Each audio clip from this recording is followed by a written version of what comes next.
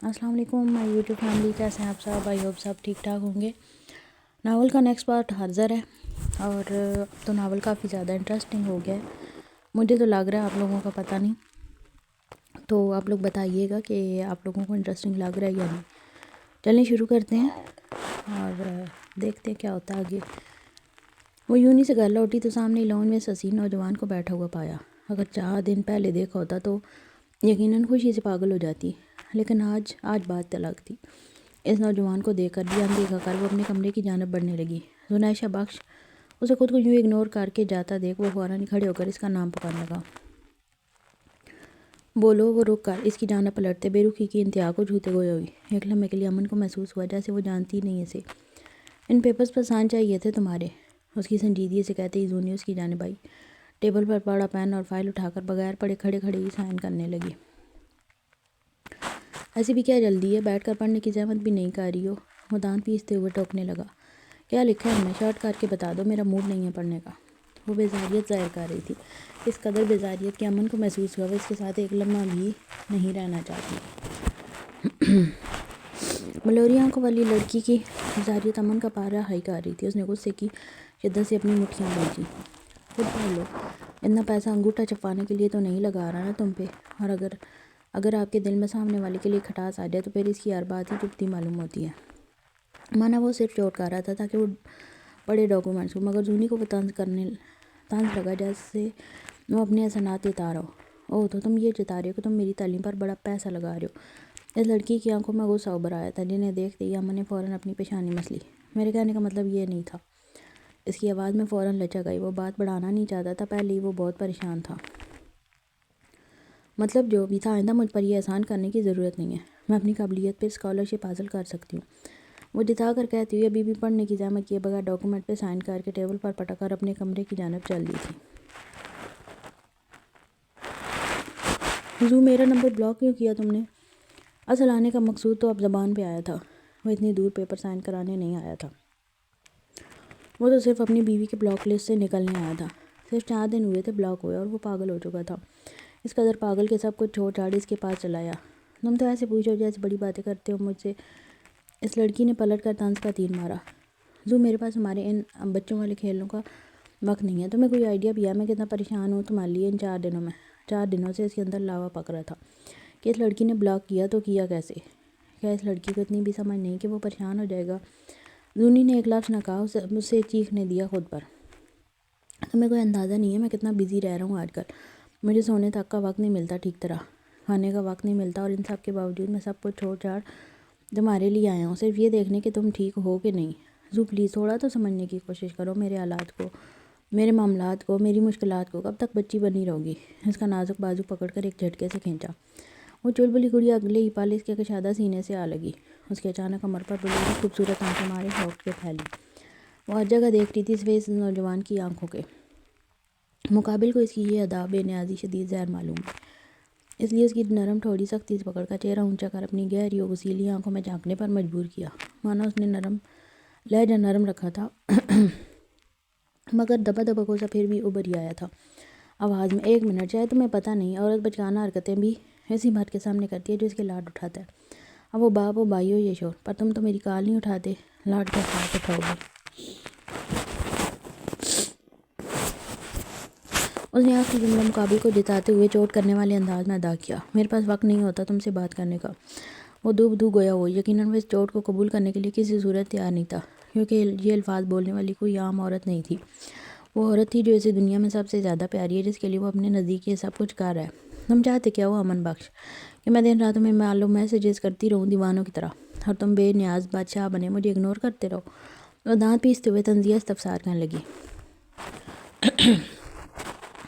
وہ نہیں کہہ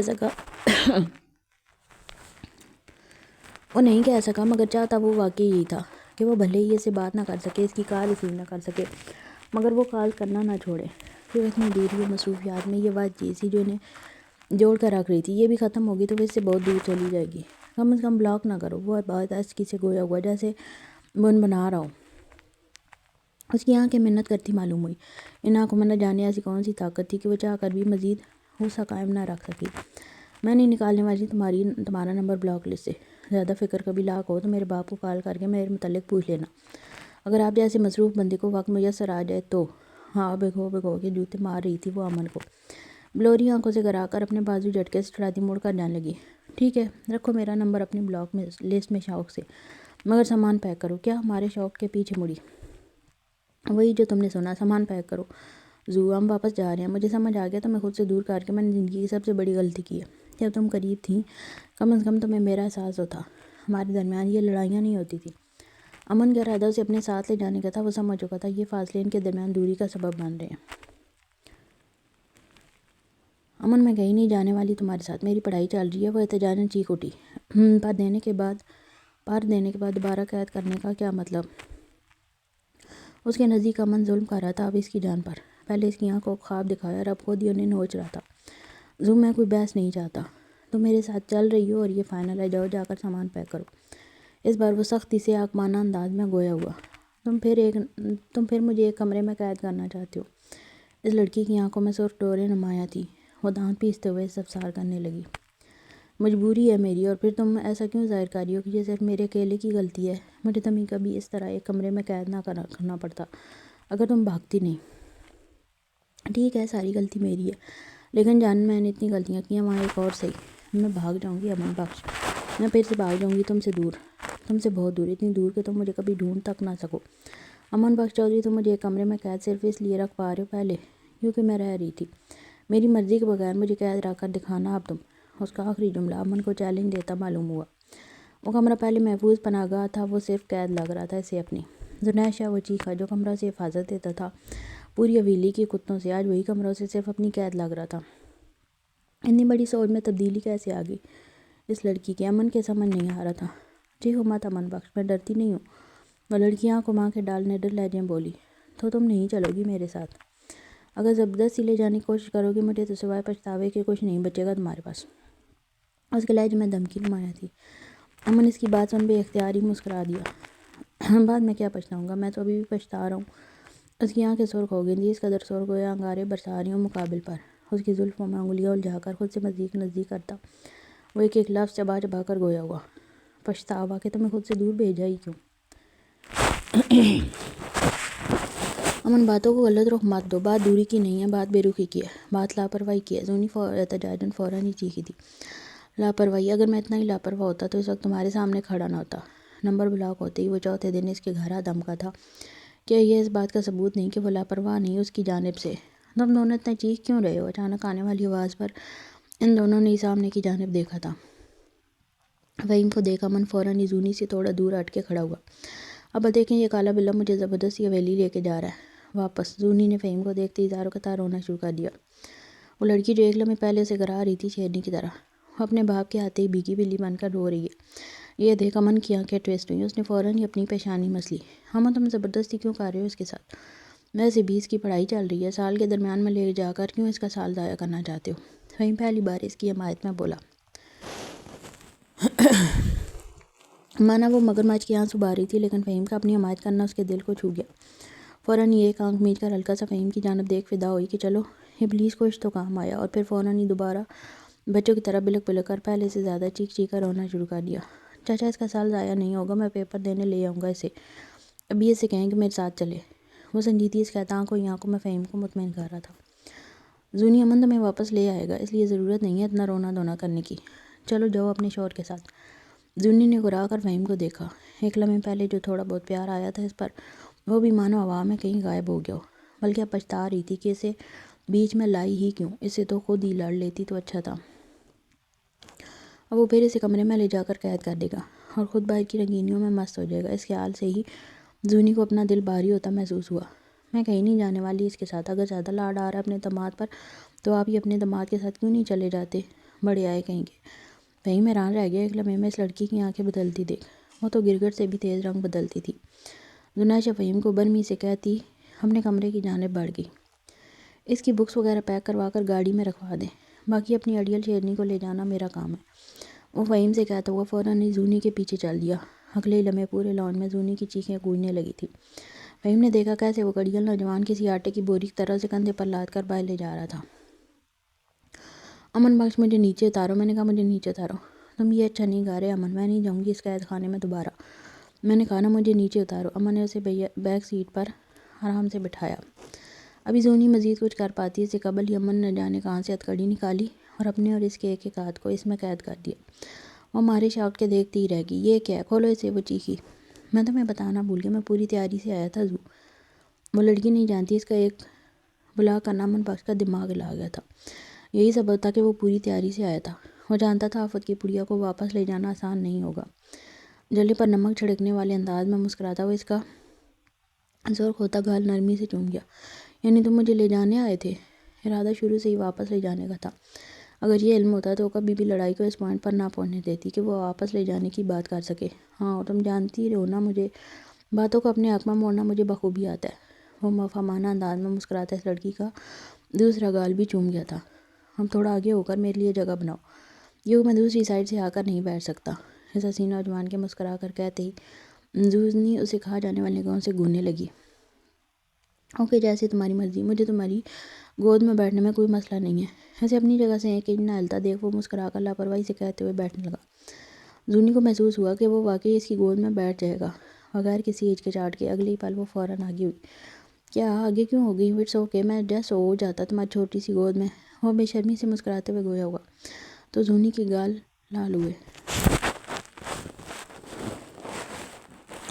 اسے گھرا کر ایک نگاہ دیکھنے کے بعد وہ فوراً ہی فاصلہ درمیان میں قائم کر گئی تھی۔ گاڑی کے چلتے امن نے اس کی لمبی خوبصورت اور نازک انگلیوں میں اپنی انگلیاں الجھا کر اس کا ہاتھ اپنے سینے سے لگا لیا۔ زونی پہلے تو لاپرواہی ظاہر کرنے لگی جیسے اسے کوئی فرق ہی نہیں پڑا، مگر اگلے پل جب اس کا گرم لمس انگلیوں پر محسوس ہونے لگا تو اس نے چوں کر اپنے برابر میں بیٹھے نوجوان کی جانب دیکھتے اپنا ہاتھ واپس کھینچنے کی کوشش کی۔ اس کے اچانک اور سختی سے کھینچنے کے سبب امن کا ہاتھ بھی کھینچا چلا آیا تھا۔ کھنچائی کے سبب امن کے ہاتھ میں رگڑ آ گئی تھی کیونکہ وہ حسین نوجوان ہاتھ چھوڑنا نہیں چاہتا تھا، اس لیے اس نے دوبارہ کھینچا اپنی جانب، مگر اس کا عمل زونی کے مقابلے بہت نرم تھا۔ اس نوجوان نے پھر زونی کا ہاتھ اپنے دل کے مقام پر مس کر لیا۔ زونی دوبارہ کھینچنے ہی لگی تھی جب اس کی نگاہ امن کی کلائی پر آئے لال نشان پر گئی جو اس کی گوری جلد پر الگ ہی چمک رہا تھا۔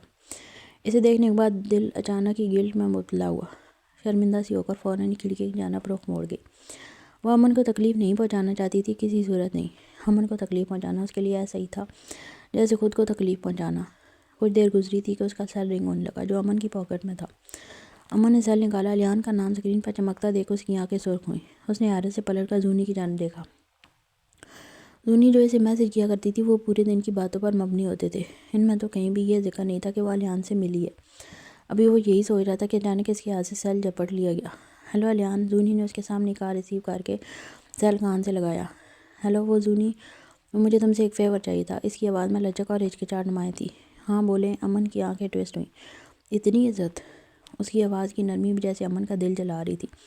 کیا تم میری ایک بار مریم سے بات کرا سکتی ہو؟ پلیز صرف ایک بار، الیان نے خاصا منتی انداز میں التجا کی۔ اس نے زونی کی بہت مدد کی تھی مشکل وقتوں میں، اس لیے زونی کو ٹھیک نہ لگا ڈائریکٹ منع کرنا۔ چلے میں مریم سے بات کر کے دیکھتی ہوں، مگر میں کوئی وعدہ نہیں کر رہی اس وقت۔ اوکے شکریہ، اور تم ٹھیک ہو؟ منہ ٹھیک ہوا تمہارا؟ وہ بہت شکر گزار تھا اس کا۔ مقابل کے دوستانہ انداز میں سوال کرتے ہی زونی نے منہ مسور کر اپنے برابر میں بیٹھے نوجوان کی جانب دیکھا جو اسے ہی آنکھوں میں شعلے بھرے تک رہا تھا۔ نہیں بلکہ اور خراب ہو گیا اس لمحے، جو کالے بلے کی آنکھوں میں جیل سی ہے۔ مجھے نہیں لگتا اسے دیکھنے کے بعد مجھے آپ سے مزید بات کرنی چاہیے، اس لیے میں فون رکھتی ہوں، اللہ حافظ۔ مانا امن نے ایک لفظ نہیں کہا تھا لیکن وہ پڑھ سکتی تھی اس کی آنکھوں کو۔ وہ نہیں چاہتی تھی کہ اس کا شوہر کسی غلط فہمی میں مبتلا ہو اس کے حوالے سے۔ اس کے جملے سنتے ہی امن کے چہرے پر ایک گہری مسکراہٹ بکھری۔ الیان کو اللہ حافظ کہنے کا مطلب موقع دیے بغیر وہ کال ڈسکنیکٹ کر گئی تھی۔ دوسری جانب الیان بھی اس کے جملے سن مسکرا دیا، مگر وہ مسکراہٹ اس کی آنکھوں تک نہیں پہنچی۔ سفر خاموشی سے جاری تھا۔ اس کا نرم ہاتھ ابھی بھی امن کے ہاتھوں میں تھا، جسے وہ کبھی اپنے دل کے مقام پر مس کرتا تو کبھی اپنے ہونٹوں سے رگڑتا تو کبھی اسے اپنی ناک کے قریب لے جا کر سونگھنے لگتا۔ اس کی مہک کو کتنا مس کیا تھا اس نے، یہ فقط وہ اور اس کا دل ہی جانتا تھا۔ وہ فجر کی اٹھی ہوئی تھی اس لیے نیند کے جھونکے لینے لگی۔ اس نے اپنا سر پیچھے سیٹ سے ٹکا کر خود کو نیند کی آغوش میں دے دیا۔ بس اس لڑکی کے سونے کی دیر تھی۔ امن فوراً ہی اس کے قریب آ گیا، اس چلبلی گڑیا کے سر کو آہستگی سے اپنے سینے سے ٹکایا۔ اس کی گرم سانسوں کو اپنے سینے پر محسوس کر جیسے دل کو سکون میسر آیا ہو۔ سورج اپنی آخری کرنیں سمیٹا تھا جس کا منظر نہایت ہی خوبصورت تھا۔ امن اپنی ٹھوڑی اس لڑکی کے سر پر ٹکا کر کھڑکی سے باہر کا حسین منظر دیکھنے لگا۔ اس نے آج اپنا سیل ایروپلین موڈ پر لگا رکھا تھا تاکہ ان خوبصورت لمحات میں کوئی ڈسٹرب نہ کرے۔ آنکھ کھلی تو خود کو اس کے سینے سے لگا پایا۔ اس کی باڈی کی ہیٹ میں وہ خاصا پرسکون محسوس کر رہی تھی۔ اس کے پرفیوم کی مہک نے زونی کو اپنے اعصار میں جکڑا۔ اس لڑکی نے فوراً ہی آنکھیں دوبارہ موند لی۔ کوئی احتجاج نہیں کیا اور نہ ہی وہ کرنا چاہتی تھی، بلکہ الٹا اور اس حسین لڑکے کے قریب ہو کر اپنے الٹے ہاتھ سے اس کے پیٹ کے گرد حصار باندھا۔ مقابل کو نہیں علم کہ وہ اٹھ چکی ہے اور نہ ہی اس لڑکی نے اسے محسوس ہونے دیا۔ آنکھیں موندے موندے اسے کب دوبارہ نیند آ گئی اسے علم نہیں۔ زو اٹھو، ہم حویلی پہنچ گئے ہیں۔ اس نے آہستگی سے اس کے بالوں کو اپنی انگلیوں سے کان کے پیچھے کرتے ہوئے سرگوشی کی۔ وہ اسے سوتا ہوا ہی باہوں میں بھر کر حویلی کے اندر لے جاتا اگر ہاتھ میں ہتھکڑی نہ بندھی ہوتی۔ یہ قوم میرے قید خانے پہنچ گئے ہیں، وہ نروٹے پن سے کہتی فوراً ہی سیدھی ہوئی۔ زونی اس کے سینے سے ہٹی تو اس کی سانس اور گرمی بھی امن کو خود سے دور ہوتی محسوس ہوئی۔ کچھ کہا نہیں، کیا کہا کچھ نہیں، بس یکوے سے اس کی جانب دیکھ گاڑی کا ڈور کھول کر اترنے لگا۔ یہ تو کھول دو، کیا اس کے ساتھ باندھ کر مجھے اندر لے کر جاؤ گے؟ زونی نے خاصا جھنجلا کر ہتھکڑی کی جانب اشارہ کرتے ہوئے طنزیہ استفسار کیا۔ تم صرف یہی کیوں دیکھ رہی ہو کہ تم بندھی ہوئی ہو؟ یہ کیوں نہیں دیکھتی کہ میں بھی تمہارے ساتھ ہی بندھا ہوں؟ زونی اپنی سیٹ پر بیٹھی ہوئی تھی جب امن نیچے اتر کر کھڑا ہو چکا تھا۔ اس کے حسین چہرے کے قریب آ کر ان بلوری آنکھوں میں جھانک کر شکوتاً استفسار کیا۔ تم اپنی مرضی سے بندھے ہو، میں نے نہیں باندھا تمہیں۔ وہ آنکھیں چھوٹی کر کھا جانے والی نگاہوں سے مقابل کو گھورتی بے نیازی سے بولی۔ واقعی تم نے نہیں باندھا؟ اس کی ناک سے اپنی ناک میں ماسک کر اس کی میٹھی مہک کو سونگھتے برائی آواز میں استفسار کیا۔ وہ پوچھ نہیں رہا تھا، وہ تو جتا رہا تھا کہ یقیناً وہ تم ہی ہو جس نے مجھے باندھا ہے، نہ صرف ہاتھوں سے بلکہ دل اور روح سے بھی۔ اس کی نزدیکی، اس کے مردانہ پرفیوم کی مہک، اس کی سانس اور گرمی، اس کا ناک سے ناک مس کرنا، اس کی برائی آواز پورے جسم میں ایک نئے احساس اور چاہ کو پیدا کر گیا تھا۔ احساس اس کی بے پناہ محبت کا، چاہ اس کی قربت کی۔ چلو زو، وہ برائی آواز میں کہتا اپنے بکھرتے جذبات پر قابو پا کر ایک قدم دور ہٹ کر گویا ہوا۔ ان دونوں کے حویلی میں داخل ہوتے ہی زونی ڈائریکٹ کمرے کا رخ کیا۔ زونی، اچانک آنے والی کنکدار آواز پر اس کے قدم رکے۔ مریم جو تخت پر اپنی ساس اور ددیا ساس کے ساتھ بیٹھی تھی فوراً ہی اتر کر اس کی جانب آئی۔ آرام سے مریم، یوں دوران عمل بچوں کی طرح اچھلنا ٹھیک نہیں ہے تمہارا۔ شاہین بیگم فوراً ہی ٹوکنے لگی تھی۔ وہ خاندان کو پرپوتا دینے والی تھی، یہی سبب تھا اس کا خیال شہزادیوں کی طرح رکھا جا رہا تھا، اور سب سے زیادہ خیال رکھنے والی بھی شاہین بیگم ہی تھی۔ ان کا تو بس نہ چلتا کہ مریم کے پاؤں زمین پہ نہ پڑنے دیں۔ معذرت اماں، وہ ہلکے سے معذرت کرتی فوراً ہی زونی کی جانب تیز قدم بڑھاتی چل دی۔ زونی، مریم، وہ دونوں ہی بڑی محبت و گرم جوشی سے گلی ملی۔ مریم اور زونی کی تقریباً روزانہ ہی بات ہوا کرتی تھی سیل پر۔ آج کیا بات ہے، یہ باہر کیسے نظر آ رہی ہے؟ کمرے سے شمیم بیگم زونی کی جانب دیکھ حیرت سے بولی۔ کہیں سے آ رہے ہو تم دونوں؟ کیا طبیعت خراب ہے اس کی؟ شاہین بیگم تفتیشی انداز میں پوچھنے لگیں، چونکہ انہیں یاد نہیں پڑتا انہوں نے زونی کو کمرے سے نکلتے دیکھا ہو صبح سے۔ زونی کمرے سے باہر نہیں نکلتی تھی ان لوگوں کے نزدیک، تو اگر آج وہ کمرے سے باہر نکلی ہوئی تھی اور وہ کہیں باہر سے آ رہی تھی امن کے ساتھ، تو شاہین بیگم نے اندازہ لگایا کہ وہ شاید وہ ڈاکٹر کے یہاں سے آ رہی ہو۔ امن نے زونی کے دوپٹے سے اپنا اور زونی کا ہاتھ کور کر رکھا تھا ہتھکڑی والا، تاکہ کسی کو نظر نہ آئے، لیکن اس کے باوجود شاہین بیگم کی تیز نگاہوں نے ان دونوں کی انگلیوں کو الجھا دیکھ لیا تھا، جیسے انہوں نے اندازہ لگایا کہ امن پر سے ابھی تک زونی کا بخار اترا نہیں ہے۔ پھر وہ تھوڑا الجھی۔ 8-9 مہینے بہت ہوتے ہیں کسی لڑکی سے دل بھر جانے کے لیے، پھر امن کا بخار جوں کا توں کیسے؟ امن نے جواب دینے کی زحمت نہ کی اور زونی کا ان سے بات کرنے کا کوئی دل نہ تھا، اس لیے خاموش ہی انہیں جواب میں موصول ہوئی۔ مریم تو ایسے یوں زونی سے گلے مل رہی ہے جیسے سالوں پچھڑی ہوئی ہے۔ شاہین بیگم اب بھی تفتیش کرنا بند نہیں کر پا رہی تھی۔ اس کی صبح سے طبیعت خراب تھی نا، اس لیے۔ مریم کو کچھ سوچ نہیں رہا تھا کہ کیا جواب دے، تو 3 لمحوں خاموشی کے بعد وہ آہستگی سے گویا ہوئی۔ کیا ہوا اسے؟ دیکھنے سے تو بالکل ٹھیک لگ رہی ہے۔ شمیم بیگم زونی کا سر تا پاؤں جائزہ لیتے تیزی سے بولی۔ الٹیاں، کچھ سمجھ نہ آیا تو وہی کہہ دیا جو خود کو تکلیف تھی۔ ہیں، کیا یہ بھی امید سے ہے؟ رانی بیگم جو اسی وقت وہاں پر چائے کے کپ لے کر پہنچی تھی، زونی کی جانب دیکھ حقارت سے استفسار کرنے لگی۔ پتھر کی مورت بنے کیوں کھڑے ہو دونوں؟ زبان نہیں ہے کیا منہ میں؟ جواب دو۔ شاہین بیگم سے اب صبر نہیں ہو رہا تھا، وہ جاننا چاہتی تھی کیا واقعی وہ امید سے ہے۔ مریم نے فوراً ہی اپنا سر کھجانا شروع کر دیا۔ الٹیوں کی بیماری کہتے وقت اس نے یہ تو سوچا ہی نہیں کہ بات کہاں تک پہنچ جائے گی۔ مریم، میں تم سے بعد میں بات کرتی ہوں، ٹھیک ہے؟ زونی آہستگی سے مریم کے کان میں کہتی اپنے کمرے کی جانب بڑھ گئی۔ اس کا دل ہی نہیں تھا ان لوگوں سے اپنا سر کھپانے کا۔ دیکھ رہی ہیں اماں، اس لڑکی کے تو مزاج ہی نہیں مل رہے، کہیں واقعی امید سے تو نہیں ہے یہ؟ رانی بیگم کٹنیوں کی طرح فوراً ہی شاہین بیگم سے اس کی شکایت لگانے لگی تھی۔ شک تو مجھے بھی یہی ہے، چاند چڑھے گا تو سبھی دیکھیں گے، رک جا کچھ دن۔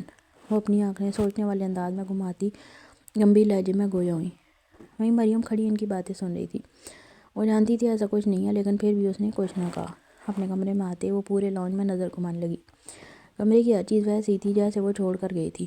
ابھی وہ کھڑی کمرہ دیکھ ہی رہی تھی کہ پیچھے سے آ کر امن نے ہلکے سے جھک کر اس کے کان پر پھونک ماری۔ ہلکا سا چونک، اس نے فوراً ہی پلٹ کر دیکھا۔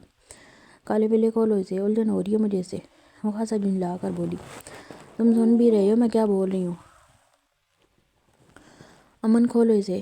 وہ اتنا جھنجھلا رہی تھی ہر چیز سے، مگر مقابل وہ تو ہر چیز کا جواب سوائے مسکراہٹ اور فدا نظروں کے کچھ نہیں دے رہا تھا، جس کے سبب اس کی جھنجھلاہٹ مزید بڑھنے لگی۔ نہیں، کیا نہیں؟ اس کا ایک لفظی جواب کس بات کے متعلق تھا وہ نہ سمجھ سکا۔ فوراً ہی الجھ کر پوچھا، سن نہیں رہا یا کھول نہیں رہا؟ سنی، جب تم نے مجھ سے کہا تم بھاگ جاؤ گی مجھ سے دور، تو تمہیں پتہ ہونا چاہیے تھا کہ جواب میں تمہیں روکنے کے لیے میں کچھ نہ کچھ تو کروں گا۔ خاصا نرمی سے جواب دیا، جیسے ہاتھ میں ہتھکڑی باندھ کر رکھنا کوئی بہت نارمل بات ہے۔ کیا؟ تو کیا تم مجھ سے خود سے باندھ کے رکھنے والے ہو اس کا ہتھکڑی سے؟ ہاں، سیریسلی؟ وہ خاصا حیرت و بے یقینی سے پوچھ رہی تھی۔ وہ لڑکی نہیں جانتی کہ اگر اسے اپنے ساتھ رکھنے کے لیے ہتھکڑی باندھ کے رکھنا پڑے ہمیشہ، تو بھی امن بخش تیار تھا۔ تمہیں بھاگنے کی دھمکی نہیں دینی چاہیے تھی مجھے، وہ گمبھیر لہجے میں گویا ہوا، جیسے جتا رہا ہو کہ تم نے خود زخمی شیر کو چھیڑا ہے۔ وہ پہلے ہی اس کی جدائی سے حیران تھا، رہا کتنا تھا وہ اپنی نئی دویلی دلہن کے ساتھ۔ 1 ماہ وہ بھی دن رات کام میں گزرے۔ اس کے باوجود وہ لڑکی اس کے منہ پر کھڑے ہو کر اسے دھمکی دے رہی تھی کہ وہ بھاگ جائے گی۔ اس دھمکی کے بعد وہ اسے امید بھی کیسی کر سکتی تھی کہ وہ جواب میں نرمی دکھائے گا۔ تم پاگل ہو گئے ہو، وہ غصے سے کہتی پاؤں پٹک کر جانے لگی۔ ہتھکڑی کے سبب امن بھی اس کے پیچھے پیچھے آیا تھا۔ امن، مجھے فریش ہونے جانا ہے، یہ ہتھکڑی کھولو۔ امن کا اس کے پیچھے آنا اسے زہر لگ رہا تھا۔ وہ جھنجھلا کر ایک گہرا سانس بارش حسین لڑکے کی جانب واپس پلٹ حیثیت سے گویا ہوئی۔ میں شوہر ہوں تمہارا، ساتھ چل لیتا ہوں، لاپرواہی سے گویا ہوا۔ چھی امن، وہ اعتراض و احتجاجاً زور سے چیخی۔ کیا جب تم بوڑھی ہو جاؤ گی اور تمہارے ہاتھ پاؤں ٹھیک طرح کام نہیں کریں گے، تب بھی میں ہی مدد کروں گا تمہاری؟ اچھا ہے، ابھی سے پریکٹس ہو جائے۔ اس لمحے زونی کو سمجھ نہ آیا شرم و حیا زیادہ آئی یا مقابل پر غصہ۔ وہ ٹماٹر کی طرح لال ہو گئی تھی مکمل۔ کالے بلے کھول دو اسے، اس سے پہلے کہ میرا دوسرا ہاتھ چلنا شروع ہو جائے۔ اس کا پارا بس مانوں سے باتیں کر رہا تھا۔ اس نے خاصا گھبرا کر دھمکی دی، چلا لو اور بن جاؤ ان دو اس کی عورتوں میں سے جو اپنے شوہر کو مارتی ہیں۔ اس خوبصورت کڑی اور نوجوان کے دنیا جان کی معصومیت و مظلومیت اپنے چہرے پر سجائے کہتے ہی زونی دل ہی دل کڑکڑائی۔ چلو جی۔ کالے بلے نے اپنے شوہر ہونے کا ٹرمپ کارڈ استعمال کرنا شروع کر دیا۔ بس اسی کی کمی رہ گئی تھی میری زندگی میں۔ امن پلیز کھول دو، مجھے واش روم جانا ہے۔ اس بار جھنجھلاہٹ سے کہیں زیادہ اس کے لہجے میں عجلت تھی۔ پہلے وعدہ کرو مجھے چھوڑ کر بھاگنے کا سوچو گی بھی نہیں۔ امن، واقعی؟ مطلب مجھے واش روم جانا ہے اور تم مجھ سے یوں کھڑے ہو کر وعدے لے رہے ہو؟ اس لمحے امن بخش پہ اتنا غصہ آ رہا تھا کہ انتہا نہیں۔ اگر وہ اس کا شوہر نہ ہوتا تو یقیناً اب تک 1-2 تو ٹکا چکی ہوتی۔ اس کے دانت پیستے ہوئے ایک لفظ چبا کر بمشکل پوچھا، نہیں، میں صرف وعدہ نہیں لے رہا ہوں، تم چاہو تو میں ساتھ چلنے کے لیے بھی تیار ہوں۔ وہ نرمی سے کہتا اس کا بی پی مزید ہائی کر گیا۔ سونی کو لگا اس کا دماغ اڑ جائے گا۔ اس سے زیادہ وہ اپنے سامنے کھڑا ڈھیٹ بے شرم امن بخش کو برداشت نہیں کر سکتی تھی۔ امن، مجھے واش روم جانا ہے، الگ کے بل چیخی۔ تو چلو، کس نے روکا ہے؟ وہ نہ سمجھی و معصومیت کی انتہا کو چھوتے کندھے اٹکاتے ہوئے بولا، کالے بلے، میں بتا رہی ہوں، میں تمہارا خون کر دوں گی اب اگر تم نے یہ نہیں کھولا تو۔ وہ سرخ ہوتی آنکھوں کے ساتھ دہاڑی تھی، مگر مقابل پہ کوئی اثر نہ تھا۔ مجھ معصوم کا خون کرنے کے لیے تیار ہو، وعدہ کرنے کے لیے نہیں؟ عجیب، وہ حسین نوجوان طنزیہ کہہ کر ہلکا سا مسکرایا۔ اس سے زیادہ وہ یہ ٹارچر برداشت نہیں کر سکتی تھی۔ یہ انتہا تھی اس بیچاری کی۔ اس کے گال سرخ پڑ گئے تھے۔ دونوں پاؤں کو ایک دوسرے میں مضبوطی سے بھینچ رہی تھی پریشر روکنے کے لیے۔ ایک گہرا سانس بھر، اوکے، میں وعدہ کرتی ہوں، میں سوچوں گی بھی نہیں بھاگنے کا۔ اس کے وعدہ کرتے ہی امن کی مسکراہٹ مزید گہری ہوئی۔ ویسے میں پھر بھی چل سکتا ہوں تمہارے ساتھ، میں تمہارا شوہر ہوں یار، مجھ سے کیسی شرم۔ اب ہر روز تو موقع نہیں ملتا نا زنیشہ بخش چودھری کو قابو میں کرنے کا، اس لیے جب وہ قابو تھی تو خوب مزے لے رہا تھا۔ اس کے چلبلے انداز میں کہتے ہی زونی نے اسے کھا جانے والی نگاہوں سے گھورا۔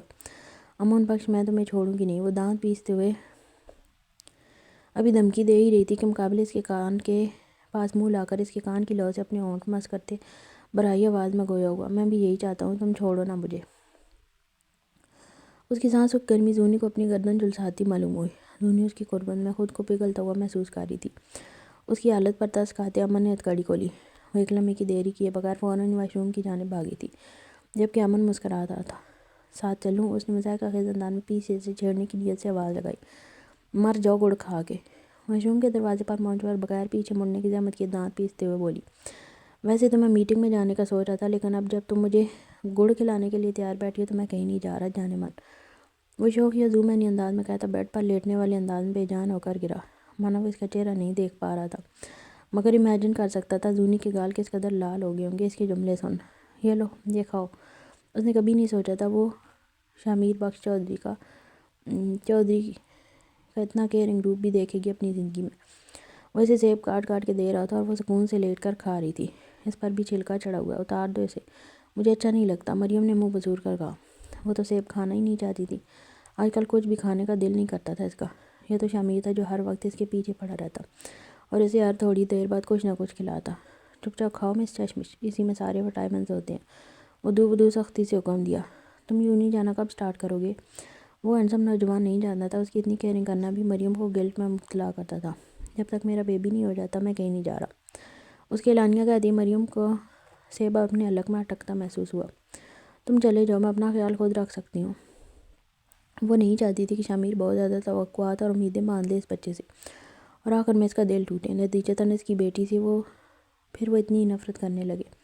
تم تو رہ نہیں دو، اگر میں تم پر چھوڑ دوں نا تو تم خود بھی بھوکی مرو گی اور میرے بچے کو بھی بھوکا ہی مار دو گی۔ وہ برہمی سے گویا ہوا تھا، لیکن اس کی یہ برہمی بھی مریم کے دل میں نرمی پیدا کرتی معلوم ہوئی۔ فی الحال باتیں کم کرو اور کھاؤ زیادہ۔ وہ اسے ایک نیا سیب کا ٹکڑا پکڑاتے ہوئے گویا ہوا، جس پر وہ پھر منہ بسور رہی تھی۔ تم نے نام سوچا کوئی؟ زونی کے سوال کرتے ہی مریم نفی میں سارے لا گئی۔ زونی کی واپسی کے بعد اب مریم زیادہ تر اسی کے کمرے میں رہا کرتی تھی۔ تم نے ابھی تک نام نہیں سوچا؟ کیا ہو گیا مریم؟ میں تمہاری جگہ ہوتی تو ایک لمبی سی لسٹ بنا لی ہوتی میں نے اب تک۔ زونی کی آنکھیں جگمگائی تھیں یہ جملہ ادا کرتے وقت۔ اصل میں جیسے جیسے وقت قریب آ رہا نا ویسے مجھے ڈر لگنے لگا ہے۔ وہ پریشان لہجے میں گویا ہوئی تھی اور زونی اس کی پریشانی کو بخوبی سمجھ سکتی تھی۔ اس نے فوراً ہی اپنی بہن کا ہاتھ تھام لیا۔ مریم، ڈرنے کی کوئی ضرورت نہیں ہے، وہ میری بھانجی ہے، زنیشہ بخش کی بھانجی۔ اسے کچھ کہے تو ذرا میں منہ نوچ لوں گی اس کا۔ میری بار پر کوئی نہیں تھا اس حویلی میں، مگر اس کی بار پر اس کی خالہ پہلے سے تیار کھڑی ہے۔ زونی کی باتیں سن اس کا دل تھوڑا سکون میں آیا تھا۔ مریم، میری ملاقات شہر میں الیان سے ہوئی تھی، وہ تم سے بات کرنا چاہتا ہے ایک بار۔ مجھ سے کیوں؟ مریم الجھ کر۔ شاید زندگی میں آگے بڑھنے کے لیے اسے تمہاری معافی کی ضرورت ہے اور مجھے لگتا ہے تمہیں کر بھی دینا چاہیے۔ زونی نے اس کا ہاتھ پکڑ کر نرمی سے مسکراتے ہوئے اپنا مشورہ دیا۔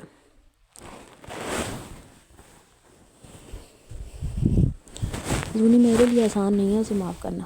اگر وہ اس وقت مجھ پر تھوڑا سا اعتبار کر لیتا تو مجھے گھر چھوڑ کر بھاگنا نہ پڑتا۔ میری اولاد آج زندہ ہوتی، میرے مرحوم شوہر کی نشانی آج میرے پاس ہوتی۔ اس کی خوبصورت آنکھوں میں آج بھی ماضی کا غم نمایاں تھا۔ میں سمجھتی ہوں کہ معاف کرنا آسان نہیں، لیکن یہ بھی تو سوچو وہ اوروں سے کہیں بہتر ہے۔ اسے احساس ہے اپنی غلطی کا، اپنے گناہ کا، اس لیے وہ تم سے معافی مانگ رہا ہے بار بار۔ اسے معاف کر دو تاکہ وہ آگے بڑھ سکے۔ کتنے میں سفارش ڈن ہوئی ہے؟ مریم ایک ابرو اچکا کر تفتیشی انداز میں استفسار کرنے لگی۔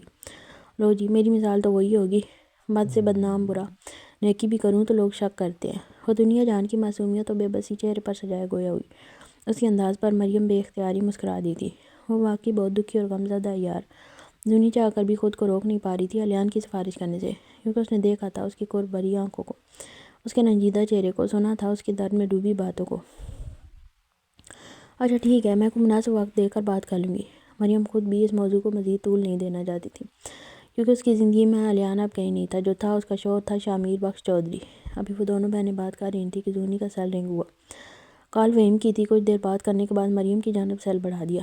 زونی بہت خوش نظر آ رہی تھی، خاص طور پر اس کی بلوری آنکھیں۔ مریم کو جاننے میں تجسس تھا کہ ایسا کیا کہا ہے اس کے باپ نے کہ زونی اتنا خوش ہوگی اچانک۔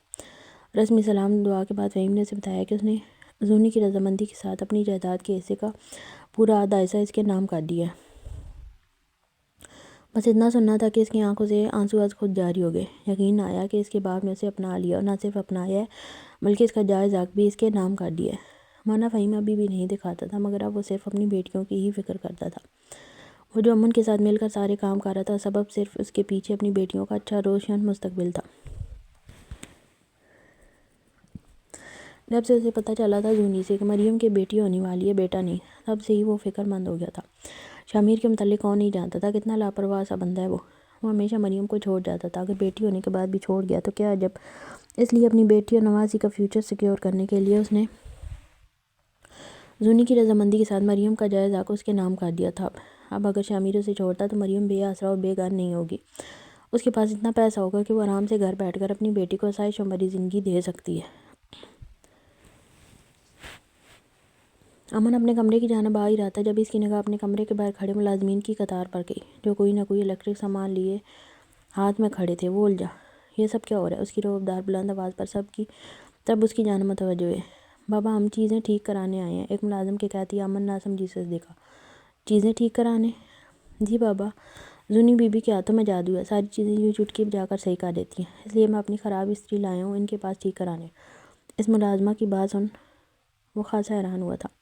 زونی انجینئرنگ کی اسٹوڈنٹ تھی، یہ تو علم میں تھا اس کے، فارم ہی اس نے بھرا تھا، مگر اتنی باصلاحیت اور قابلیت سے بھرپور اس کا کوئی اندازہ نہیں تھا۔ امن کمرے میں داخل ہوا تو وہ حسین دلربا اپنی خوبصورت لمبی انگلیوں میں اسکرو ڈرائیور پکڑ کر چھوٹے بیٹری فین کے اسکرو کھولتی نظر آئی۔ وہ اپنے کام میں اتنی فوکس تھی کہ اسے مقابل کی موجودگی کا کوئی علم ہی نہ ہوا۔ اس چلبلی لڑکی کی یہ کام کرتی پروفائل امن بخش کو سانس لینا تک بھلا بیٹھی۔ زنائی شبق شروع سے ہی بس اپنے بدلے و جلن حسد میں لگی ہوئی تھی، لیکن اس کی قابلیت و صلاحیت ہمیشہ سے ماند رہی۔ لیکن اب وہ صرف اپنی تعلیم پر فوکس کر رہی تھی، جس کے سبب اس کی صلاحیتیں اور قابلیت ہواؤں میں اپنا رنگ بکھیرنا شروع ہو چکی تھی۔ چل گیا؟ اس لڑکی کے اعلانیہ خوش ہو کر کہتی امن جیسے آواز میں لوٹا تھا۔ تم کب آئے؟ زونی کی نگاہ اب گئی تھی امن پر۔ بس کچھ دیر پہلے، وہ سنجیدگی سے کہتا آگے بڑھ گیا تھا۔ زونی نے بھی اس پہ زیادہ دھیان نہ دیا۔ اس حسین نوجوان نے اندر کمرے میں آ کر اپنے بلیک رنگ کا کوٹ اتارا۔ وہ کالے رنگ کے کرتے شلوار میں ملبوس تھا۔ اس لمحے اس کے دل میں سوائے گلٹ کے کچھ نہ تھا۔ وہ اپنی پیشانی مسلتے ہوئے بیڈ پر بیٹھ گیا۔ اس کی زونی سے بہت کم ہی بات ہوا کرتی تھی، اس لیے وہ نہیں جانتا تھا کہ زونی اپنے پروفیشن کو لے کر کس قدر سیریس ہے۔ اب اسے محسوس ہوا تھا کہ وہ سیلفشنس کی انتہا کار ہے، زونی کو اس کی تعلیم سے دور کر کے۔ پہلے کی بات اور تھی، پہلے اس لڑکی کی آنکھوں میں خواب نہیں تھے، انہیں جینے کی امنگ نہیں تھی، آسمان کی بلندیوں کو چھونے کی خواہش نہیں تھی۔ تب تک ایک کمرے میں خاموشی سے رہنا یقیناً کوئی بڑی بات نہیں تھی، لیکن اب بات الگ تھی۔ اب اگر وہ لڑکی اس کمرے کو قید خانہ کہہ رہی تھی تو غلط تو نہ تھا۔ واقعی اب یہ کمرہ اس لڑکی کے لیے قید خانہ تھا۔ اس کی صلاحیتیں اور قابلیت اڑان مانگ رہی تھی۔ وہ اپنے پر پھیلانا چاہتی تھی۔ کسی بھی آزاد پنچھی کو پکڑ کر ایک کمرے میں قید کر دو تو جو حالت اس کی ہوتی ہے وہی زونی کی تھی۔ وہ امن سے بہت محبت کرتی تھی، اس لیے رہنے کے لیے اب بھی تیار تھی اس کے ساتھ ایک کمرے میں قید ہو کر۔ لیکن اب اس کی آنکھوں میں وہ خوشی نہیں تھی، وہ چمک نہیں تھی، وہ شرارت و تازگی نہیں تھی، گویا وہ اسے اپنے ساتھ ایک جسم لے آیا تھا۔ روح تو کہیں خوابوں کے پیچھے ہی بھٹکتی رہ گئی تھی شہر میں اس لڑکی کی۔ کیا ہوا؟ سر میں درد ہو رہا ہے کالے بلے؟ وہ اپنی پیشانی مسل ہی رہا تھا کہ ایک نرم آواز کے آنے پر اس نے نگاہ اٹھا کر دیکھا۔ اس بات میں سر لایا۔ نہیں بتا سکا اسے کہ سر میں درد نہیں ہے، دل میں درد ہو رہا ہے۔ اسے خود سے دور نہیں بھیجنا چاہتا تھا، لیکن اب اسے قید بھی نہیں رکھنا چاہتا تھا۔ آؤ میری گود میں سر رکھو، میں تمہارا سر دبا دیتی ہوں۔ وہ بیڈ پر آلتی پالتی مار کر بیٹھتی ہوئی اسے اپنی گود میں لیٹنے کی دعوت دینے لگی۔ مقابل بھی خاموشی سے اپنا سر اس کی گود میں رکھ گیا تھا۔ کچھ ہوا ہے کیا امن؟ زونی اپنی نازک انگلیوں سے اس کی پیشانی دباتے ہوئے نرمی سے استفسار کرنے لگی۔ نہیں، سنجیدگی سے انکار کر وہ آنکھیں موند گیا۔ امن بخش، تم اتنے خوبصورت کیوں ہو؟ لڑکوں کو اتنا خوبصورت نہیں ہونا چاہیے۔ اس لڑکے کا سفید برف سا چہرہ، لمبی گھنی پلکیں، سرخ ہونٹ، کھڑی مغرور سی ناک۔ وہ اپنے شوہر کے ایک ایک نقش کو بغور دیکھ فدا ہو رہی تھی۔ اچانک ہی جیسے ٹوٹ کے پیار آیا تھا اس پر، اس کے خوبصورت چہرے پر جھک کر ناک سے اپنی ناک مس کرتے ہوئے بڑی محبت سے گویا ہوئی۔ امن نے ابھی بھی جواب میں کچھ نہ کہا، وہ بس اس کی باتیں سن رہا تھا۔ تمہیں بہت غصہ آیا ہوگا نا جب میں تمہیں یہاں زبردستی اپنے ساتھ لایا؟ اس کے ہاتھ کو پیشانی سے ہٹا کر دل کے مقام پر لگاتے آنکھ کھول کر اس کی جانب دیکھ نرمی سے استفسار کیا۔ زونی نے اس کے سوال پر اسے تعجب کی نگاہ سے دیکھا۔ 2 مہینے بعد جا کے اسے یاد آ رہی تھی یہ بات۔ نہیں، سچ بتاؤں تو میں ذرا بھی غصہ نہیں ہوئی تم پر، بلکہ مجھے تو خوشی ہوئی ہے کہ تم نے میرے بلاک کرنے پر اتنا زبردست رد عمل ظاہر کیا۔ اگر تم وہ رد عمل ظاہر نہ کرتے تو مجھے غصہ آتا۔ وہ مسکرا کر بولی تو مقابل فوراً ہی اٹھ کر بیٹھا تھا۔ تم جھوٹ بول رہی ہو نا؟ اسے یقین نہیں آیا تھا زونی کی بات پر۔ مجھے کب سے تم سے جھوٹ بولنے کی ضرورت پڑ گئی؟ وہ انجان لہجے میں استفسار کرنے لگی۔ امن بخش، یقین جانو، جب میں تم سے کہتی ہوں نا کہ مجھے تم سے محبت ہے تو مجھے ہے۔ اس کے بڑے سخت ہاتھ کو پکڑ کر اپنے دونوں نرم ہاتھوں کے درمیان قید کرتے ہوئے اعتبار دلانے لگی۔ دنیا کی ساری نعمتیں ایک طرف اور امن بخش زونی کے لیے ایک طرف۔ ان بلوری آنکھوں میں محبت جھلک رہی تھی۔ یہ جملہ ادا کرتے وقت تم مجھے اپنی زندگی میں نعمت سمجھتی ہو؟ گمبھیر لہجے میں پوچھا، جیسے یقین آیا ہو۔ وہ نعمت کیسے ہو گیا جس نے پر چھینے اس کے خوابوں کی اڑان کو مقید کر دیا؟ عظیم نعمت، ایک سراپے ہوش نے بڑا جتاتے ہوئے تصحیح کی۔ وہ کیوں کر اپنے شوہر کو نعمت نہ سمجھے؟ اگر وہ نہ ہوتا تو کیا وہ اتنی محفوظ ہوتی؟ اسے صرف امن کے خود کو اگنور کرنے پر غصہ تھا، جس کے سبب وہ اس کے ساتھ نہیں آنا چاہتی تھی۔ مگر یہاں ایک بات اس نے امن کو کام کرتے دیکھا، اتنا کام کو وہ بیچارہ نہ ٹھیک سے کھاتا تھا، نہ پیتا تھا اور نہ سوتا تھا۔ تب اسے احساس ہوا کہ امن ٹھیک کہہ رہا تھا۔ دور رہنے کے سبب ان کے درمیان جو حساسیت کا رشتہ تھا وہ بالکل ختم ہو گیا۔ بالکل اب وہ سوچتی تھی کہ اچھا ہی ہوا امن اسے واپس لے آیا، کم از کم وہ اپنے شوہر کا خیال خود رکھ پا رہی تھی، ورنہ وہ کہاں رکھتا تھا اپنا۔ امن کو لگا اس کے دل کا تھوڑا بوجھ ہلکا ہوا۔ وہ فوراً ہی اس کی پیشانی شدتی الفت سے چوم گیا۔ بس تھوڑا سا میرا ساتھ اور دو اور پھر دیکھنا زو، میں تمہیں اس حویلی کی رانی بنا کر رکھوں گا۔ اس کے نرم و نازک ہاتھوں پر اپنا ہاتھ رکھ کر بڑی محبت سے گویا ہوا۔ تھوڑا خاصا احتجاجی انداز میں اس حسین نوجوان کی جانب دیکھے، امن بخش کیا اب بھی تمہیں میرے محبت پہ اعتبار نہیں؟ وہ دیکھے نینوں سے تکتے مقابل پر بگڑی تھی جیسے۔ زو میں تمہیں خوش رکھنا چاہتا تھا، مگر میں جانتا ہوں میں نہیں رکھ پا رہا، میں نہیں اٹھا پاتا تمہارے لاڈ جیسے چاہ رکھتا ہوں اٹھانے کی، صرف اس لیے تھوڑا وقت مانگا۔ اور جب میں جانتا تھا کہ تم دغا دو گی تب میں نے تم سے محبت کی امید نہیں چھوڑی۔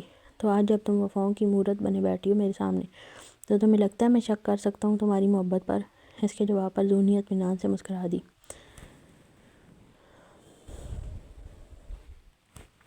کالے بلے تمہیں اپنا دل چھوٹا کرنے کی ضرورت نہیں ہے، بس جب اپنے ان سارے جمیلوں سے فارغ ہو جاؤ نا تو مجھے بہت سارا پیار کرنا، ٹھیک ہے؟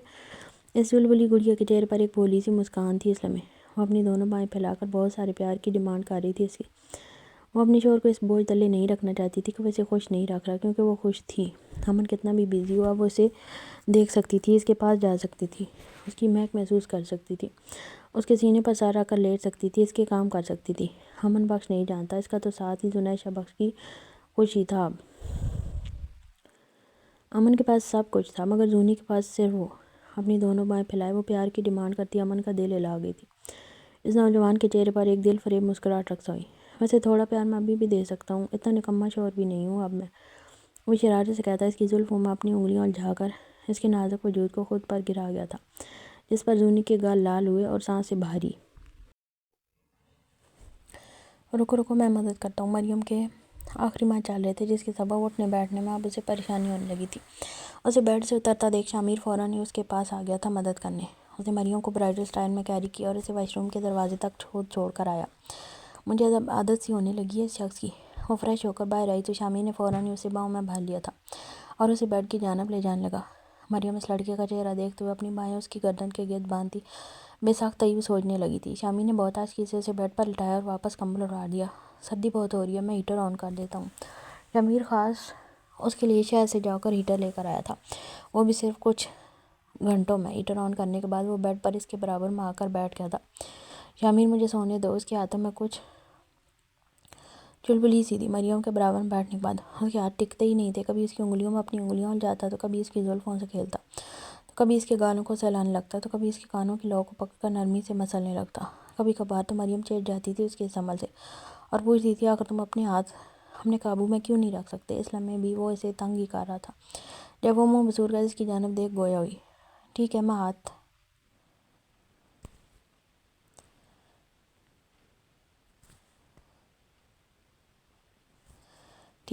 نہیں چلاؤں گا، لیکن پھر تمہیں میرے پاس سونا ہوگا، ویسے بھی میری باڈی زیادہ ہیٹ دے گی تمہیں اس ہیٹر سے، وہ خاصا فخرانہ لہجے میں کہہ رہا تھا۔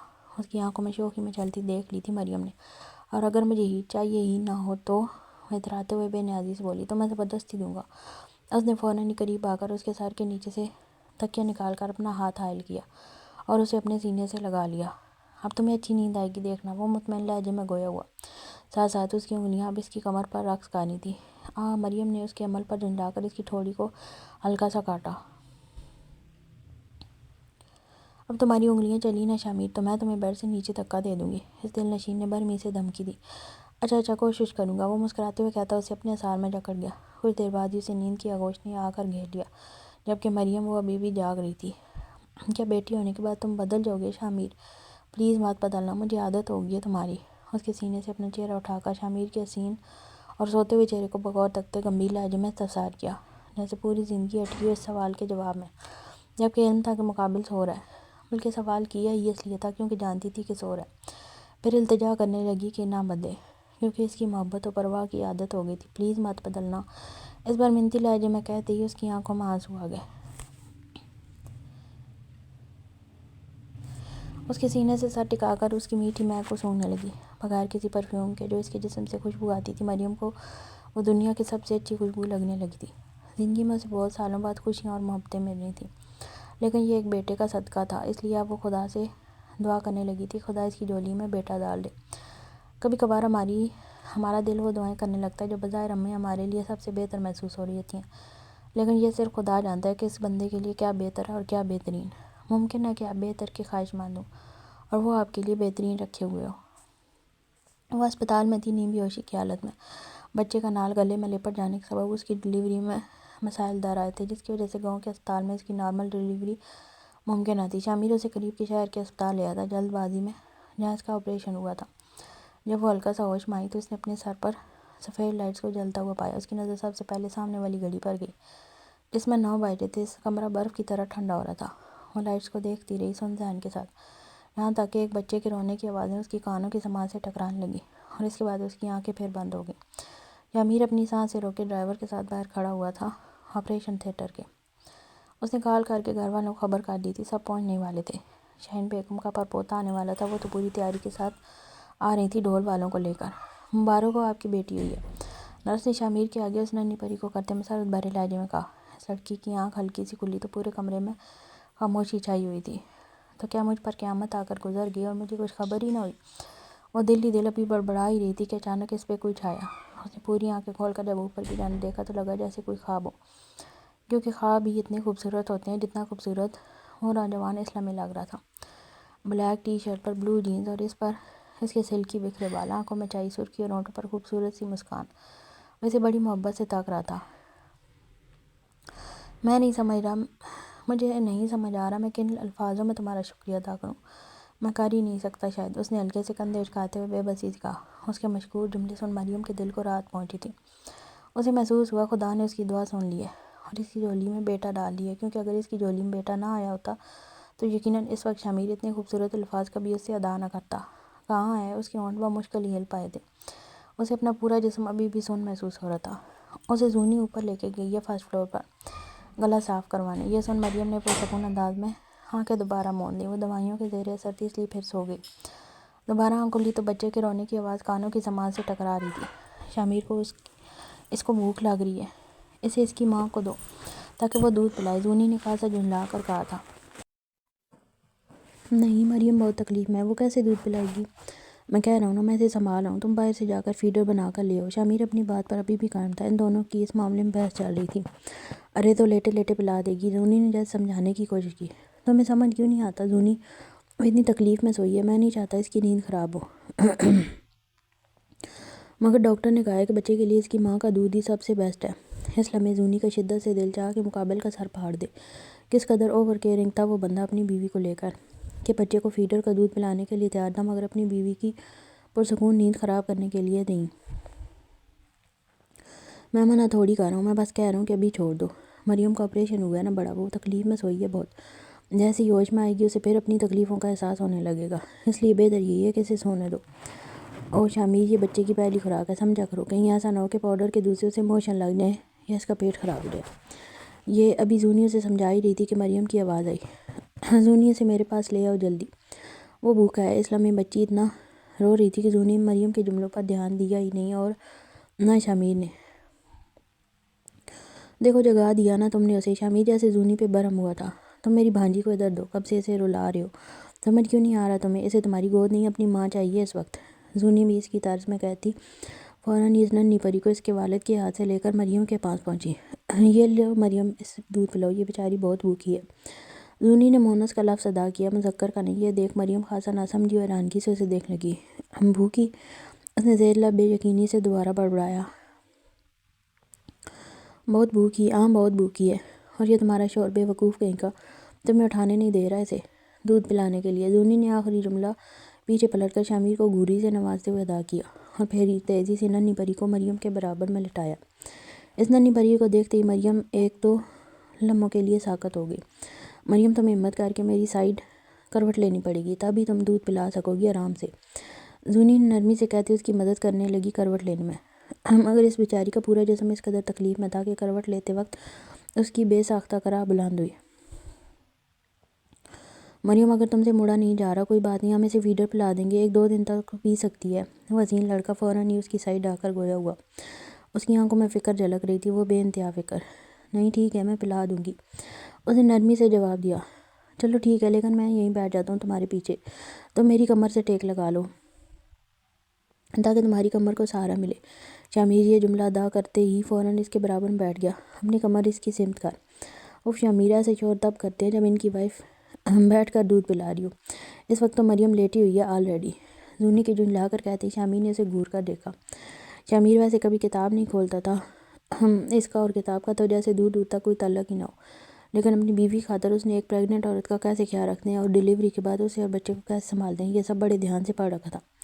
لیکن اس نے صرف کتابوں پر اکتفا نہ کیا، اس نے ویڈیوز بھی دیکھیں یوٹیوب پر سرچ کر کے۔ مریم اپنی بیٹی کو دودھ ضرور پلا رہی تھی، لیکن اس کا ذہن ابھی بھی بے یقینی کے عالم میں تھا۔ وہ نہیں گیا اسے چھوڑ کر، وہ واقعی نہیں گیا۔ اس لڑکی کا ذہن بار بار بس یہی جملے دہرا کر خود کو یقین دلانے کی کوشش کر رہا تھا کہ جو وہ دیکھ رہی ہے وہ سچ ہے۔ اس کا شوہر واقعی اسے چھوڑ کر نہیں گیا بیٹی ہونے کے باوجود، بلکہ اس کی پہلے سے زیادہ فکر کر ہے۔ مریم کی آنکھیں جلملانے لگی تھیں، اسے شامیر سے 1% بھی امید نہیں تھی، کیونکہ وہ شروع سے شامیر بخش کے مزاج کو جانتی تھی، اور یہ بھی کہ اس حویلی کے مردوں کو ننھی کلیوں کو رکھنا نہیں آتا۔ فہیم بھی اس کی ماں سے محبت کا دعویدار تھا، لیکن بیٹی ہوتے ہی وہ بدل گیا۔ شامیر نے تو کبھی محبت کا صحیح طرح دعویٰ تک نہیں کیا، لیکن اس کے باوجود وہ اس کے برابر موجود تھا اسے سہارا دینے کے لیے۔ بھلے ہی مریم نے محسوس کیا کہ اسے ضرورت نہیں تھی اس لمحے، لیکن وہ پھر بھی دے رہا تھا، اور اس کا یہ سہارا دینا فقط جسم کو سہارا نہیں تھا، اس کے ٹوٹے دل کو سہارا تھا، ٹوٹی بکھری امیدوں کو۔ اس لڑکی نے کتنا ڈر ڈر کے گزارے تھے یہ نامہ، بس وہی جانتی ہے۔ تم ٹھیک ہو نا؟ تکلیف تو نہیں ہو رہی نا زیادہ؟ ننھی پری تو دودھ پیتے ہی سو گئی تھی، اس لیے زونی نے اسے اٹھا لیا اپنی گود میں اور اسے جھولے کی جانب لے گئی، جبکہ شامیر مریم کے بالوں کو سہلاتے نرمی سے استفسار کرنے لگا۔ نہیں، وہ حسین نوجوان واقف تھا کہ وہ صرف اس لیے انکار کریے تاکہ وہ پریشان نہ ہو، ورنہ وہ دل نشین حسینہ کس قدر تکلیف میں ہے یہ تو صرف اس کا چہرہ ہی بتانے کے لیے کافی تھا۔ کیونکہ اس کی ڈیلیوری میں بہت کمپلیکیشنز آ گئی تھی، اس لیے اس کا خون بہت گیا تھا جسم سے، یہی سبب تھا کہ وہ بالکل سفید ہو رہی تھی۔ ڈاکٹر کا کہنا تھا کہ اگر مریم کو لانے میں تھوڑی اور دیر کی جاتی تو ممکن تھا کہ ماں اور بچے میں سے ایک کو بچا پاتے۔ شاید یہی وجہ تھی کہ شامیر کا دل ابھی تک سکون نہیں پا رہا تھا۔ اچھا رکو، میں تمہیں واپس سیدھا کر دیتا ہوں، اس نے نرمی سے کہہ کر مریم کا بازو پکڑا، آہستگی سے اسے واپس سیدھا کیا۔ اتنی آہستگی سے کرنے کے باوجود مریم کے منہ سے بے ساختہ آہ نکل گئی تھی۔ سوری، اس نوجوان نے فوراً معذرت کی، جبکہ اس کی تو غلطی بھی نہ تھی۔ ماشاءاللہ بھائی، یہ تو بہت پیاری ہے، شہروز نے اس ننھی پری کو اپنی گود میں لے کر شامیر کی جانب دیکھ مسکرا کر کہا۔ ہوگی نہیں، آخر بیٹی کس کی ہے؟ شامیر خاصا فقرانہ انداز میں اپنا کالر اچکاتے ہوئے گویا ہوا۔ زونی اور عافیہ باتیں کرنے میں مگن تھی، جبکہ مریم کی نگاہ وہ تو اپنے شوہر پر ہی ٹکی تھی، جو بہت خوش نظر آ رہا تھا۔ اسے دیکھ کر کہیں سے بھی ایسا نہیں ہو رہا تھا کہ اسے ذرا سا بھی غم ہو بیٹا نہ ہونے کا۔ بھائی امن کچھ دیر وہاں بیٹھنے کے بعد زونی کو چھوڑ کر ابھی جانے ہی لگا تھا کہ عافیہ اس کے پیچھے پیچھے باہر آئی۔ ہاں بھائی کی جان، امن نے فوراً ہی پلٹ کر اس کی جانب دیکھ نرمی سے مسکرا کر کہا۔ بھائی جان، مجھے آپ سے ایک بہت ضروری بات کرنی ہے، چلو باہر جا کر بیٹھتے ہیں۔ عافیہ کا چہرہ بتانے کے لیے کافی تھا امن کو کہ کوئی مسئلہ ہے ایسے۔ وہ عافیہ کو اسپتال کے کینٹین میں لے کر آ گیا تھا۔ کھانے پینے کا سامان آرڈر کرنے کے بعد عافیہ کی جانب متوجہ ہوا، جو اپنی انگلیوں کو مروڑ رہی تھی۔ امن واقف تھا، وہ ایسا تب کرتی ہے جب وہ کسی چیز کو لے کر بہت پریشان ہوتی ہے۔ کیا ہوا ہے، خیریت تو ہے؟ جی بھائی، وہ دراصل آپ نے مجھے جو جہیز میں زمینیں دی ہیں، میں سوچتی ہوں انہیں بیچ دوں۔ عافیہ نے نظر تک نہ اٹھائی تھی یہ جملہ ادا کرتے وقت، جیسے بہت شرمندہ ہو۔ اس کے کہتے امن کے کان کھڑے ہوئے۔ شادی کو ابھی 1 سال تک نہیں ہوا اور شہروز اس کی جہیز میں ملی جائیداد کو بیچنے کی سوچ ہے۔ یہ خیال ہی امن کا خون کھولا گیا تھا۔ اگر کوئی پریشانی آ گئی ہے تو مجھ سے شیئر کرو، ابھی سے اپنے جہیز میں ملی ہوئی زمینوں کو کیوں بیچ رہی ہو؟ بھائی کیا میں اپنی چیز نہیں بیچ سکتی؟ اس کے اگلے جملے نے امن کو جیسے لاجواب کیا۔ بالکل بیچ سکتی ہوں میری جان، لیکن میں چاہتا ہوں تم اسے ابھی سنبھال کر رکھو اپنی مشکل وقتوں کے لیے۔ ایک بھائی یا باپ اپنی بیٹی یا بہن کو صرف جہیز نہیں دیتا، ان کی مشکل وقتوں میں حفاظت کے لیے سامان مہیا کر دیتا ہے پہلے سے، تاکہ وہ رہے یا نہ رہے اس کی بہن یا بیٹی حفاظت سے رہے۔ یہ پیسوں کی دنیا ہے، جس کے پاس پیسہ ہے اسے ہی لوگ پوچھتے ہیں فقط۔ ہمارے معاشرے کا تو یہ حال ہے کہ بیٹا بھی باپ کی عزت تب کرتا ہے جب اس کے پاس پیسہ ہو۔ وہ صرف زمینیں نہیں ہیں، وہ تمہاری طاقت ہے عافیہ۔ جو بھی مشکل سے ہے پیسوں کے حوالے سے وہ مجھ سے شیئر کرو، میں بیٹھا ہوں ابھی تمہاری مدد کرنے کے لیے۔ جب میں نہ رہوں تب سوچنا ان زمینوں سے مدد لینے کی۔ ہم نے بڑی محبت سے اسے اپنی بات سمجھانے کی کوشش کی۔ بھائی آپ کو تو پتہ ہی ہے آپ معمول بنانے والے ہیں، ان کو بھی اپنے سافٹ ویئرز بنانے کے لیے اچھی خاصی رقم چاہیے۔ ان کے ابو جو پیسے بھیجتے ہیں جیب خرچی کے، وہ اتنے نہیں کہ یہ ہمیں بھی سنبھالیں اور اپنا کام بھی نکالیں۔ امی کہہ رہی تھی کہ میں ان کی بیوی ہوں، مجھے چاہیے کہ میں اپنے شوہر کی مدد کروں اس مشکل وقت میں۔ جب وہ ایک دن کامیاب سافٹ ویئر انجینئر بن جائیں گے تو مجھے اس سے زیادہ خرید کر واپس دے دیں گے۔ تمہارا نان نفقہ تمہارے شوہر کی ذمہ داری ہے، تمہاری نہیں۔ اور یہ جو سانسیں زیادہ میٹھی بن کر پچکارے کا ہاتھ بھر کر کہتی ہیں نا کہ شوہر مشکل میں اس کا ساتھ دے تو نہ دے گی تو کون دے گا، بس یہی سانسیں آخر میں بہو کا سب کچھ چھیننے کے بعد انہیں گھر سے نکال کر باہر بھی کھڑا کر دیتی ہیں۔ اس لیے جذباتی ہو کر مت سوچو، عقل سے کام لو۔ مشکل وقت تو آتے جاتے رہیں گے، یہ زندگی ہے، اس میں اتار چڑھاؤ عام بات ہے۔ ایک بار تم نے بیچ دیا پھر ختم، اب جب دوسری بار مشکل وقت آئے گا تب کیا کرو گی؟ بھیک مانگو گی؟ آخری جملہ چوٹ کرنے والے انداز میں پوچھا، جس پر عافیہ شرمسار ہوئی۔ تم اس کی ذمہ داریاں سے سنبھال لینے دو، فکر مت کرو۔ بھائی امی مجھے تانا دیں گی، پھر کہیں گی اپنی زمین زیادہ پیاری ہے، شوہر کی مشکل نظر نہیں آ رہی تجھے، بعد میں جب وہ کامیاب ہو جائے گا تو ہی عیش کرے گی نا، اور نہ جانے کیا کیا۔ عافیہ کی آنکھوں میں آنسو جھلک آئے تھے یہ جملے ادا کرتے وقت، جس سے امن کو محسوس ہوا کہ اس کی بہن تکلیف میں ہے۔ اپنی بہن کو روتا دیکھ کون سا بھائی برداشت کر سکتا ہے جو وہ کرتا۔ اسے سمجھ آ گیا تھا کہ اس کی ساس اسے بہت تنگ کر رہی ہے۔ اچھا تم رو نہیں، زمینوں کے پیپرز مجھے دے دینا، میں اچھی قیمت پر بکوا دوں گا انہیں۔ بھائی میں ساتھ ہی لائی ہوں۔ عافیہ نے فوراً ہی اپنے پرس سے پیپرز نکالے تھے۔ اماں نے اس کے عجلت بھرے عمل پر حیرت سے دیکھا۔ مطلب صاف تھا وہ پوری تیاری سے ہی آئی تھی۔ ٹھیک ہے مجھے کچھ وقت دو، میں انہیں بھیجنے کے بعد تم سے رابطہ کرتا ہوں۔ شکریہ بھائی۔ وہ مشکور لہجے میں مسکرا کر دیکھتے ہوئے گویا ہوئی۔ چل پگلی، اب کیا میرا بھی شکریہ ادا کرے گی؟ وہ جیسے خفا ہوا تھا اپنی بہن کا شکریہ ادا کرنے پر۔ 3 دنوں تک مریم اسپتال میں رہی، لیکن سوائے زونی و امن کے کوئی حویلی کا شخص اس کی بیٹی کو دیکھنے نہیں آیا۔ آ گئی جھوٹی۔ مریم لاؤن میں داخل ہوئی تھی کہ شاہین بیگم اسے دیکھ منہ پھلا کر تیزی سے تیکھے لہجے میں بولی۔ شاہین بیگم پورے ڈھول تاشے لے کر گئی تھی اپنے پرپوتے کی آمد کی خوشی میں، لیکن وہاں جا کر جب پتہ چلا کہ پرپوتا نہیں پرپوتی ہوئی ہے تو ان کا سارا منہ اتر گیا۔ وہ بغیر بچی کی شکل دیکھے ہی واپس لوٹ آئی تھی۔ اماں وہ پہلے ہی بہت تکلیف میں، مزید اسے اپنے لفظوں سے گھائل نہ کر۔ شامیر اسی وقت لاؤن میں داخل ہوا تھا۔ اماں کا کڑوا جملہ سنے اس نوجوان نے اندر آتے ہی ہاتھ میں پکڑا سارا سامان نیچے رکھ اور مریم سے ننھی پری کو اپنی گود میں لے لیا۔ پھر شاہین بیگم کی جانب دیکھ منہ بسوتے ہوئے نہایت جھنجھلا کر کہا۔ وہ ویلی کا پہلا مرد تھا جو اپنی بیٹی کی ماں کے لیے حمایت لے رہا تھا۔ مریم کیسے اس پہ فدا نہ ہوتی؟ وہ تو بس اسے حیرت سے دیکھنے لگی تھی۔ کیسے اس نے شاہین بیگم کے سامنے فوراً اپنی بیٹی کو اپنی باہوں کے پروں میں چھپا لیا تھا کہ وہ اپنی جلی نظر سے دیکھیں بھی نہ اس کی بیٹی کو۔ پیار سے دیکھنا ہے تو دیکھو، جل کر دیکھنے کی وہ اپنی ننھی پری کی اجازت کسی کو نہیں دیتا۔ شمیم بیگم اس نوجوان کی آواز سنتی فوراً ہی اپنے کمرے سے نکل کر آئی تھی۔ جب شاہین بیگم نے بتایا کہ بیٹی ہوئی ہے تو پھر شمیم بیگم نے ضرورت ہی محسوس نہ کی اسپتال جا کر اس کا چہرہ بھی دیکھنے کی۔ انہیں پورا یقین تھا کہ شامیر بھی مریم اور اس کی بیٹی کو چھوڑ کر چلا گیا ہوگا اسپتال میں ہی، مگر ان کی توقع کے بالکل برعکس وہ تو اپنی ننھی پری کو باہوں میں لیے کھڑا تھا۔ بات مت کیجیے گا اب مجھ سے، اب میری بیٹی کو دیکھنے تک نہیں آئی اسپتال۔ مریم نے اس کا غصیلے لہجے میں ادا کیا جملہ سن حیرت سے اس کی جانب پھر دیکھا۔ وہ نوجوان اپنی ماں سے صرف اس لیے ناراض ہو رہا تھا کیونکہ اس کی ماں اس کی بیٹی کو دیکھنے اسپتال نہیں آئی۔ مریم حیرانگی کے عالم سے تکنے لگی۔ وہ نہ صرف خود محبت کر رہا تھا بلکہ چاہتا ہر کوئی اس کی بیٹی سے اتنی محبت کرے جتنی کہ وہ حقدار ہے، مگر ایسا اس حویلی میں کہاں ہوتا ہے؟ بیٹیوں کو کون پوچھتا ہے اس حویلی میں؟ مگر وہ پوچھ رہا تھا، نہ صرف پوچھ رہا تھا بلکہ لڑ رہا تھا ان لوگوں سے جو نہیں پوچھتے۔ بیٹا شمیم بیگم جھٹ پٹا گئی تھی شامیر کا شکوہ بھرا لہجہ سن۔ اس کی آنکھیں بتا رہی تھی وہ کس قدر خفا ان سے۔ شکوے تو ایسے کر رہا ہے جیسے تیری بیوی نے بیٹا جان دیا ہو۔ رانی بیگم محفل میں موجود ہوں اور جلے پر نمک نہ چھڑکیں، یہ کہاں ممکن ہے؟ کامن بڑی امی، یہ 2023 ہے، لڑکی اور لڑکے میں فرق کرنا سوائے جہالت کے کچھ نہیں۔ اس کا ادا کیا جملہ مانو آگ لگا گیا تھا سب کے تن بدن میں۔ تو میں جہل بول رہا ہے، رانی بیگم چیخنے والے انداز میں استفسار کرنے لگی۔ سن رہی ہیں اماں؟ فوراً ہی شاہین بیگم کو مخاطب کیا شکایتی انداز میں۔ چلو تمہارے لیے زیادہ دیر کھڑے رہنا ٹھیک نہیں ہے۔ شاہین بیگم ابھی لڑنے کے لیے آگے آئی تھی کہ وہ نوجوان فوراً ہی مریم کا ہاتھ پکڑ کر نرمی سے گویا ہوا۔ آپ لوگوں سے میں بعد میں آ کر بات کرتا ہوں، پہلے میں اپنی بیوی کو کمرے میں چھوڑوں۔ پھر شاہین بیگم کی جانب مخاطب ہو کر گمبھیر لہجے میں گویا ہوا۔ ان کا جواب سننے کی زحمت کیے بغیر وہ مریم کا ہاتھ پکڑ کر اسے سیڑھیوں کی جانب لے کر بڑھ گیا تھا۔ زونی زونی، اس کے نزدیک مریم سیڑھیاں خود نہیں چڑھ سکتی تھی ابھی، اس لیے اس نے فوراً زونی کو آواز دی۔ زونی بھی اس کی آواز سن اپنے کمرے سے نکل کر دوڑی چلی آئی تھی۔ اس نے باہر آتے ہی سب سے پہلے شامیر کو کھا جانے والی نگاہ سے دیکھا، کیونکہ وہ کہہ کر آئی تھی اسے کہ وہ پوری تیاری کر کے رکھے گی مریم اور ننھی پری کے ویلکم کی، پھر مریم کو لے کر آئے۔ لیکن وہ شخص دوپہر میں ہی مریم اور ننھی پری کو لے کر آ دھمکا تھا، ابھی تو اس کی تیاری بھی مکمل نہیں ہوئی تھی، اس نے کمرہ ٹھیک طرح پورا سجایا بھی نہیں تھا۔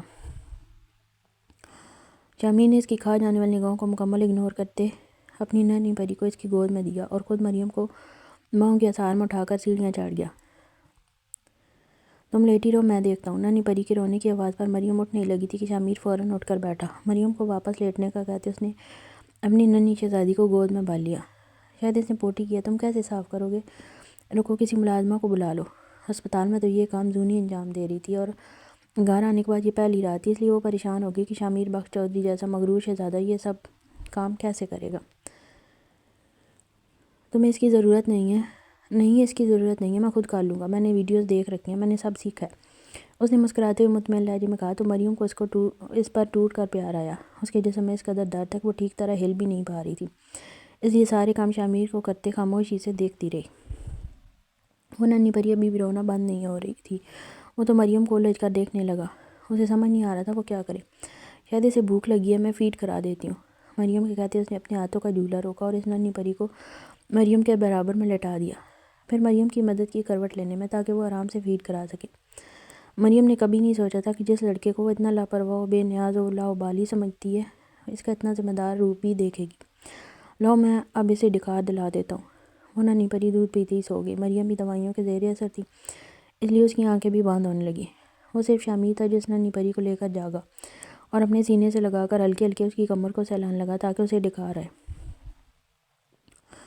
مریم کی جب آنکھ کھلی تو اس نے ننھی پری کو شامیر کے سینے پر سوتا دیکھا اور شامیر کو بیٹھ کر ان سے ٹیک لگائے بیٹھے بیٹھے سوتا ہوا پایا۔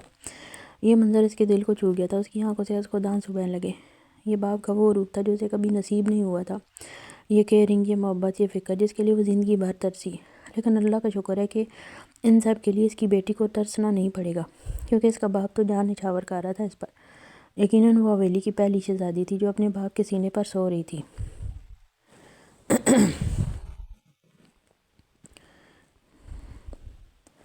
مریم اسے بڑی محبت سے تاک رہی تھی، یہ منظر اسے سکون اور راحت بخش رہا تھا جسے وہ آنکھوں میں بھر کر قید کر لینا چاہتی تھی۔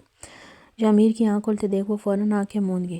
ہاں، میں بیٹھے بیٹھے سو گیا، وہ اپنی آنکھ مسلتے ہوئے بڑبڑایا اور پھر آہستگی سے اٹھ کر اپنی ننھی شہزادی کو واپس اپنے اور مریم کے درمیانی حصے میں لٹایا۔ اگلے ہی پل اس کی نظر مریم پر گئی۔ کمرے کی مدھم سی پیلی روشنی میں اس کا چہرہ چاند کی طرح چمک رہا تھا۔ اپنے ایک ہاتھ کی کونی تکیے سے ٹکا کر ہاتھ کے پیالے میں اپنا چہرہ رکھ فرصت سے اس دل نشین کا حسین چہرہ تکنے لگا۔ اس نے آہستگی سے مریم کا ہاتھ تھاما، وہ اسے جگانا نہیں چاہتا تھا، بس اس کے لمس کو محسوس کرنا چاہتا تھا۔ لیکن اگلے ہی لمحے مریم نے آنکھ کھولی اور ان دونوں کی آنکھیں ملی۔ دونوں ایک دوسرے کو بڑی محبت سے تاک رہے تھے۔ جو بھی ہے سب میرا ہے، تیرے حوالے کر دیا۔ آپ نے مجھے بلایا سالے صاحب؟ امن شہر آیا ہوا تھا، اس نے فہیم کے گھر شہروز کو بلایا۔ وہ لاؤنج میں شانہ انداز میں صوفے پر بیٹھا ہوا تھا جب شہروز اس کے سامنے آ کر بیٹھا۔ شہروز بہت خوشگوار موڈ میں نظر آ رہا تھا۔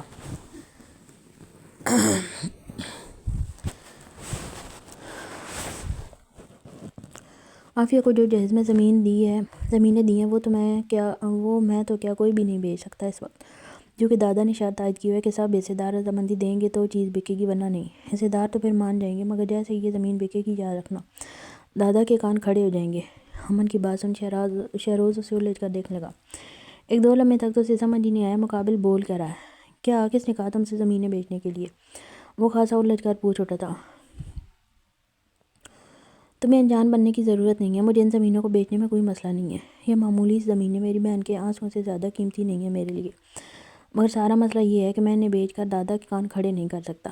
مانا وہ جانتے ہیں کہ عافیہ زندہ ہے، لیکن وہ یہ نہیں جانتے کہ عافیہ تمہارے نکاح میں، اور نہ ہی میں چاہتا ہوں کہ وہ جانیں، ورنہ وہ خواہ میری بہن کے پیچھے پڑ جائیں گے۔ تمہارا اور تمہاری ماں کا ذرا سا لالچ میری بہن کی جان پر بن آئے گا۔ امن کے جملے تھے یا تذلیل کے تمانچے، مقابل نے اپنی روح تک پر انہیں محسوس کیا۔ 1 منٹ، تم کہہ رہے ہو کہ عافیہ روئی ہے تمہارے سامنے؟ اسے جیسے یقین نہ آیا اپنے کانوں پر۔ اس کے نزدیک تو وہ عافیہ کو دنیا کی ہر خوشی دینے کی کوشش کر رہا تھا۔ پھر عافیہ کیوں روئی اپنی بھائی کے سامنے؟ اور یہ زمینیں بیچنے کی بات کہاں سے آگے بیچ میں؟ اسے ذہنی دباؤ مت دینا شہروز، پھر کبھی اگر کچھ چاہیے تو ڈائریکٹ مجھ سے مانگ لینا۔ میں نے تمہیں شادی سے پہلے ہی بتا دیا تھا کہ میری بہن ذہنی طور پر دباؤ لینے کے قابل نہیں ہے۔ اس کے باوجود تم اور تمہاری ماں میری بہن کو دباؤ میں رکھ رہے ہو۔ امن کا چہرہ غصے کے مارے سرخ پڑ گیا تھا اور آنکھیں لو رنگ۔ وہ بھولا نہیں تھا اب تک اپنی بہن کے آنسو کو۔ تم غلط سمجھ رہے ہو امن، ایسا کچھ نہیں ہے۔ یقیناً تمہیں کوئی غلط فہمی ہوئی ہے۔ شہروز اپنی صفائی میں تیزی سے احتجاجاً گویا ہوا۔ مجھے غلط فہمی ہوئی ہے۔ اتنا کہتی اس نے اپنی جیب سے پیپرز نکال کر ٹیبل پر پٹکے۔ یہ رہے پیپرز جو وہ اپنے ساتھ لائی تھی اسپتال میں مجھے دینے کے لیے۔ شہروز نے جب ان پیپرز کو دیکھا تو اس کی آنکھیں حیرت سے پھٹیں۔ ویسے میں تمہیں اتنا گرا ہوا نہیں سمجھتا تھا، وہ امید سے ہے، اس کے باوجود تم اسے ذہنی دباؤ دے رہے ہو۔ کیا میں نہیں جانتا کہ تم نے اسے جھوٹ کہا ہے کہ تم اپنے سافٹ ویئر کے لیے پیسوں کی ضرورت ہے؟ کیونکہ سب جانتے ہیں تم ایک بار منہ سے رقم ادا کرتے ہو اور احسن چاچا تمہیں فوراً ہی پیسے نکال کر ہاتھ میں پکڑا دیتے ہیں۔ انہوں نے پیسوں کے معاملے میں کبھی اپنا ہاتھ تم سے نہیں روکا اور نہ ہی حویلی کے کبھی کسی دوسرے شخص نے۔ امن کے غصیلے لہجے میں کہتی شہروز اپنا سر پکڑنے لگا۔ یقین کرو امن، مجھے نہیں پتہ ہے سب کہہ رہے میں کچھ بھی۔ وہ اپنی صفائی میں اس بار حلق کے بل داڑا۔ یہ بلینک چیک ہے، چاہے تو ان میں زمینوں کی 10 گنا قیمت لکھ دو، میں وہ بھی دینے کے لیے تیار ہوں، مگر میری بہن کو تنگ مت کرنا۔ امن کسی صورت اس کی بات پہ یقین کرنے کے لیے تیار نہیں تھا، اور ہوتا بھی کیسے؟ کیا وہ نہیں جانتا کہ پہلے شہروز زونی سے شادی کرنا چاہتا تھا جائیداد کے لیے؟ اس کے نزدیک وہ ماں بیٹے شروع سے ہی لالچی ہیں۔ میں عافیہ سے محبت کرتا ہوں، میں نے اس سے بغیر کسی لالچ کی شادی کی امن، جب تم نے جہیز دینے کی بات تک نہیں کی تھی۔ میں اس سے پہلے مولوی صاحب کو لے آیا تھا، اگر تمہیں یاد ہو۔ میں اپنی بیوی اور بچے کے لیے خود کچھ بننا چاہتا ہوں، دوسروں کے ٹکڑوں پر نہیں پالنا چاہتا انہیں۔ میں نہیں جانتا یہ اتنی بڑی غلط فہمی کیسے ہوئی، لیکن یقین کرو دوبارہ میری بیوی کبھی تمہارے پاس اس سلسلے میں نہیں آئے گی۔ اس نے عافیہ نہیں کہا، اس نے میری بیوی کا لفظ ادا کیا۔ جیسے جتا رہو تمہاری بہن بعد میں، اب وہ پہلے میری بیوی ہے۔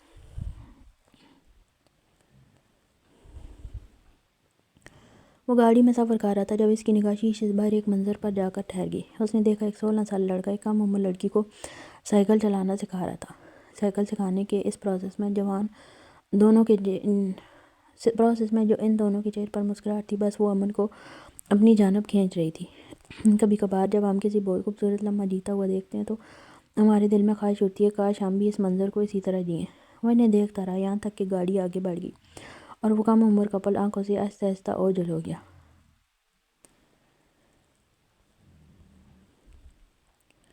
آج اتنی دیر سے کیوں آئے آپ؟ شہروز جیسے ہی کمرے میں داخل ہوا عافیہ فوراً ہی فکر مند لہجے میں پوچھنے لگی۔ یہ کیا ہے عافیہ؟ اس نوجوان کی آنکھیں سرخ تھیں۔ عافیہ کو محسوس ہوا جیسے وہ انگارے برسا رہی ہوں اس پر۔ اس سے پہلے کبھی اس نے شہروز کی آنکھوں کو اتنا غضبناک نہیں دیکھا تھا، لیکن جب ان پیپرز پر نگاہ گئی تو وہ ہکا بکا رہ گئی۔ یہ وہی پیپرز تھے زمینوں کے جو اس نے امن کو دیے تھے۔ یہ آپ کے پاس کیسے آئے؟ وہ الجھ کر تیزی سے پوچھ اٹھی۔ اس کا مطلب امن سچ کہہ رہا تھا، تم نے واقعی انہیں بیچنے کی کوشش کی ہے؟ کیا میں پوچھ سکتا ہوں کیوں؟ اگلے ہی لمحے اس نے غصے سے آگ بگولا ہو کر عافیہ کا بازو پکڑ کر اپنے روبرو کھڑا کیا۔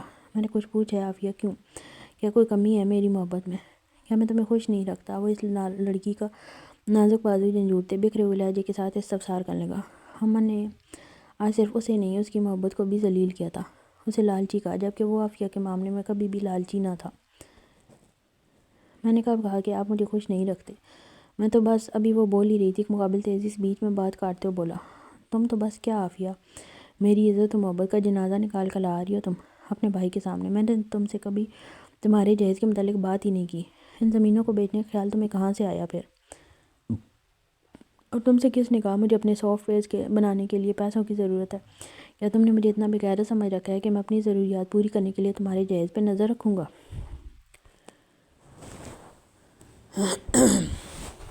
اس کا غصہ عافیہ کو سہما گیا تھا۔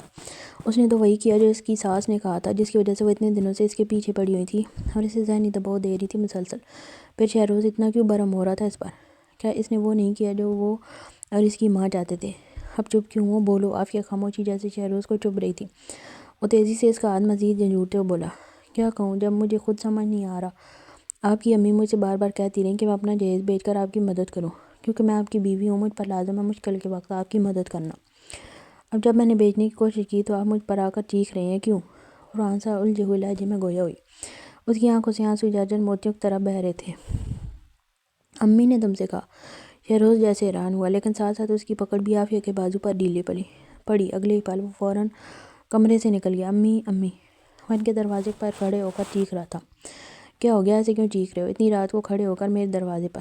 کیا آپ نے عافیہ کو جہیز میں ملنے والی زمینیں بیچنے پر فورس کی ہے؟ بانو کو وہ لڑکا بہت غصے میں نظر آ رہا تھا۔ بانو نے ایک بار شہروز کا سرخ چہرہ دیکھا اور پھر اس کے پیچھے آتی عافیہ کو۔ تو اس نے کان بھرے ہیں تمہارے میرے خلاف؟ وہ عافیہ کے وجود کو تیکھی نظروں سے تکتی شہروز کی جانب متوجہ ہو کر نرمی سے پوچھنے لگی۔ اس نے کان نہیں بھرے، مجھے خود پتہ چلا ہے۔ وہ تیزی سے رد میں بولا۔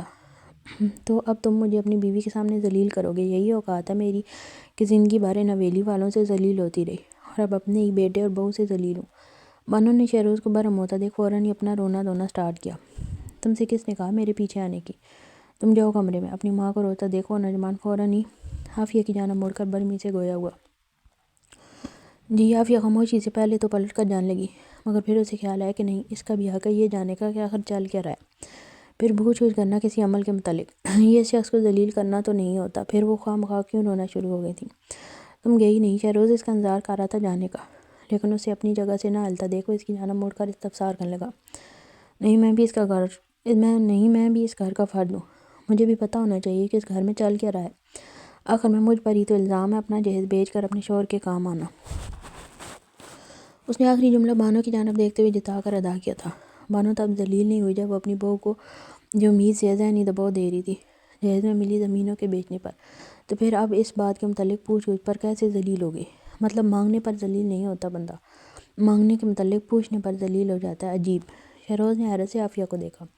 وہ کبھی اتنی شارپ زبان استعمال نہیں کرتی تھی جتنی اس لمحے کر رہی تھی۔ اس کی بات سننے کے بعد پھر ہمت نہ ہوئی شہروز کی اسے یہ کہنے کی کہ وہاں سے جائے۔ وہ بہت شرمندہ سا ہو گیا تھا، جس کی وجہ سے اس کا غصہ مزید بڑھا۔ صرف آپ کی وجہ سے آج مجھے ذلیل ہونا پڑا اپنی بیوی اور سالے کے سامنے۔ کیا مجھے بتانا پسند کریں کہ آپ نے کیوں عافیہ سے کہا زمینیں بیچنے کا؟ مجھے یاد نہیں پڑتا میں نے آپ سے کہا ہو کہ مجھے اپنے کام کے لیے پیسوں کی ضرورت ہے، اور اگر ہوتے بھی تو میں خود مینیج کر سکتا ہوں۔ تو میں اور کیا کرتی بھلا؟ وہ امن ہر ایرے پر اپنی جائیداد لوٹاتا پھرا ہے جسے پر تمہارا حق ہے۔ تم بھی تو اس حویلی کے بیٹے ہو، شاہ میر اور امن کی طرح۔ ان لوگوں کے پاس ایرے غیروں کو دینے کے لیے ہے، مگر تمہیں دینے کے لیے کچھ نہیں۔ میں صرف اس لڑکی سے وہ واپس لے رہی تھی جو تمہارا ہے، جس پر تمہارا حق ہونا چاہیے تھا، نہ کہ… ایرے غیرے کا لفظ ادا کرتے وقت دونوں بانو نے عافیہ کی جانب حقارت سے دیکھا۔ عافیہ کو پہلی بار محسوس ہوا بانو اس سے کس قدر نفرت کرتی ہے، اور دل میں کس قدر حسد و بغض لیے بیٹھی ہے۔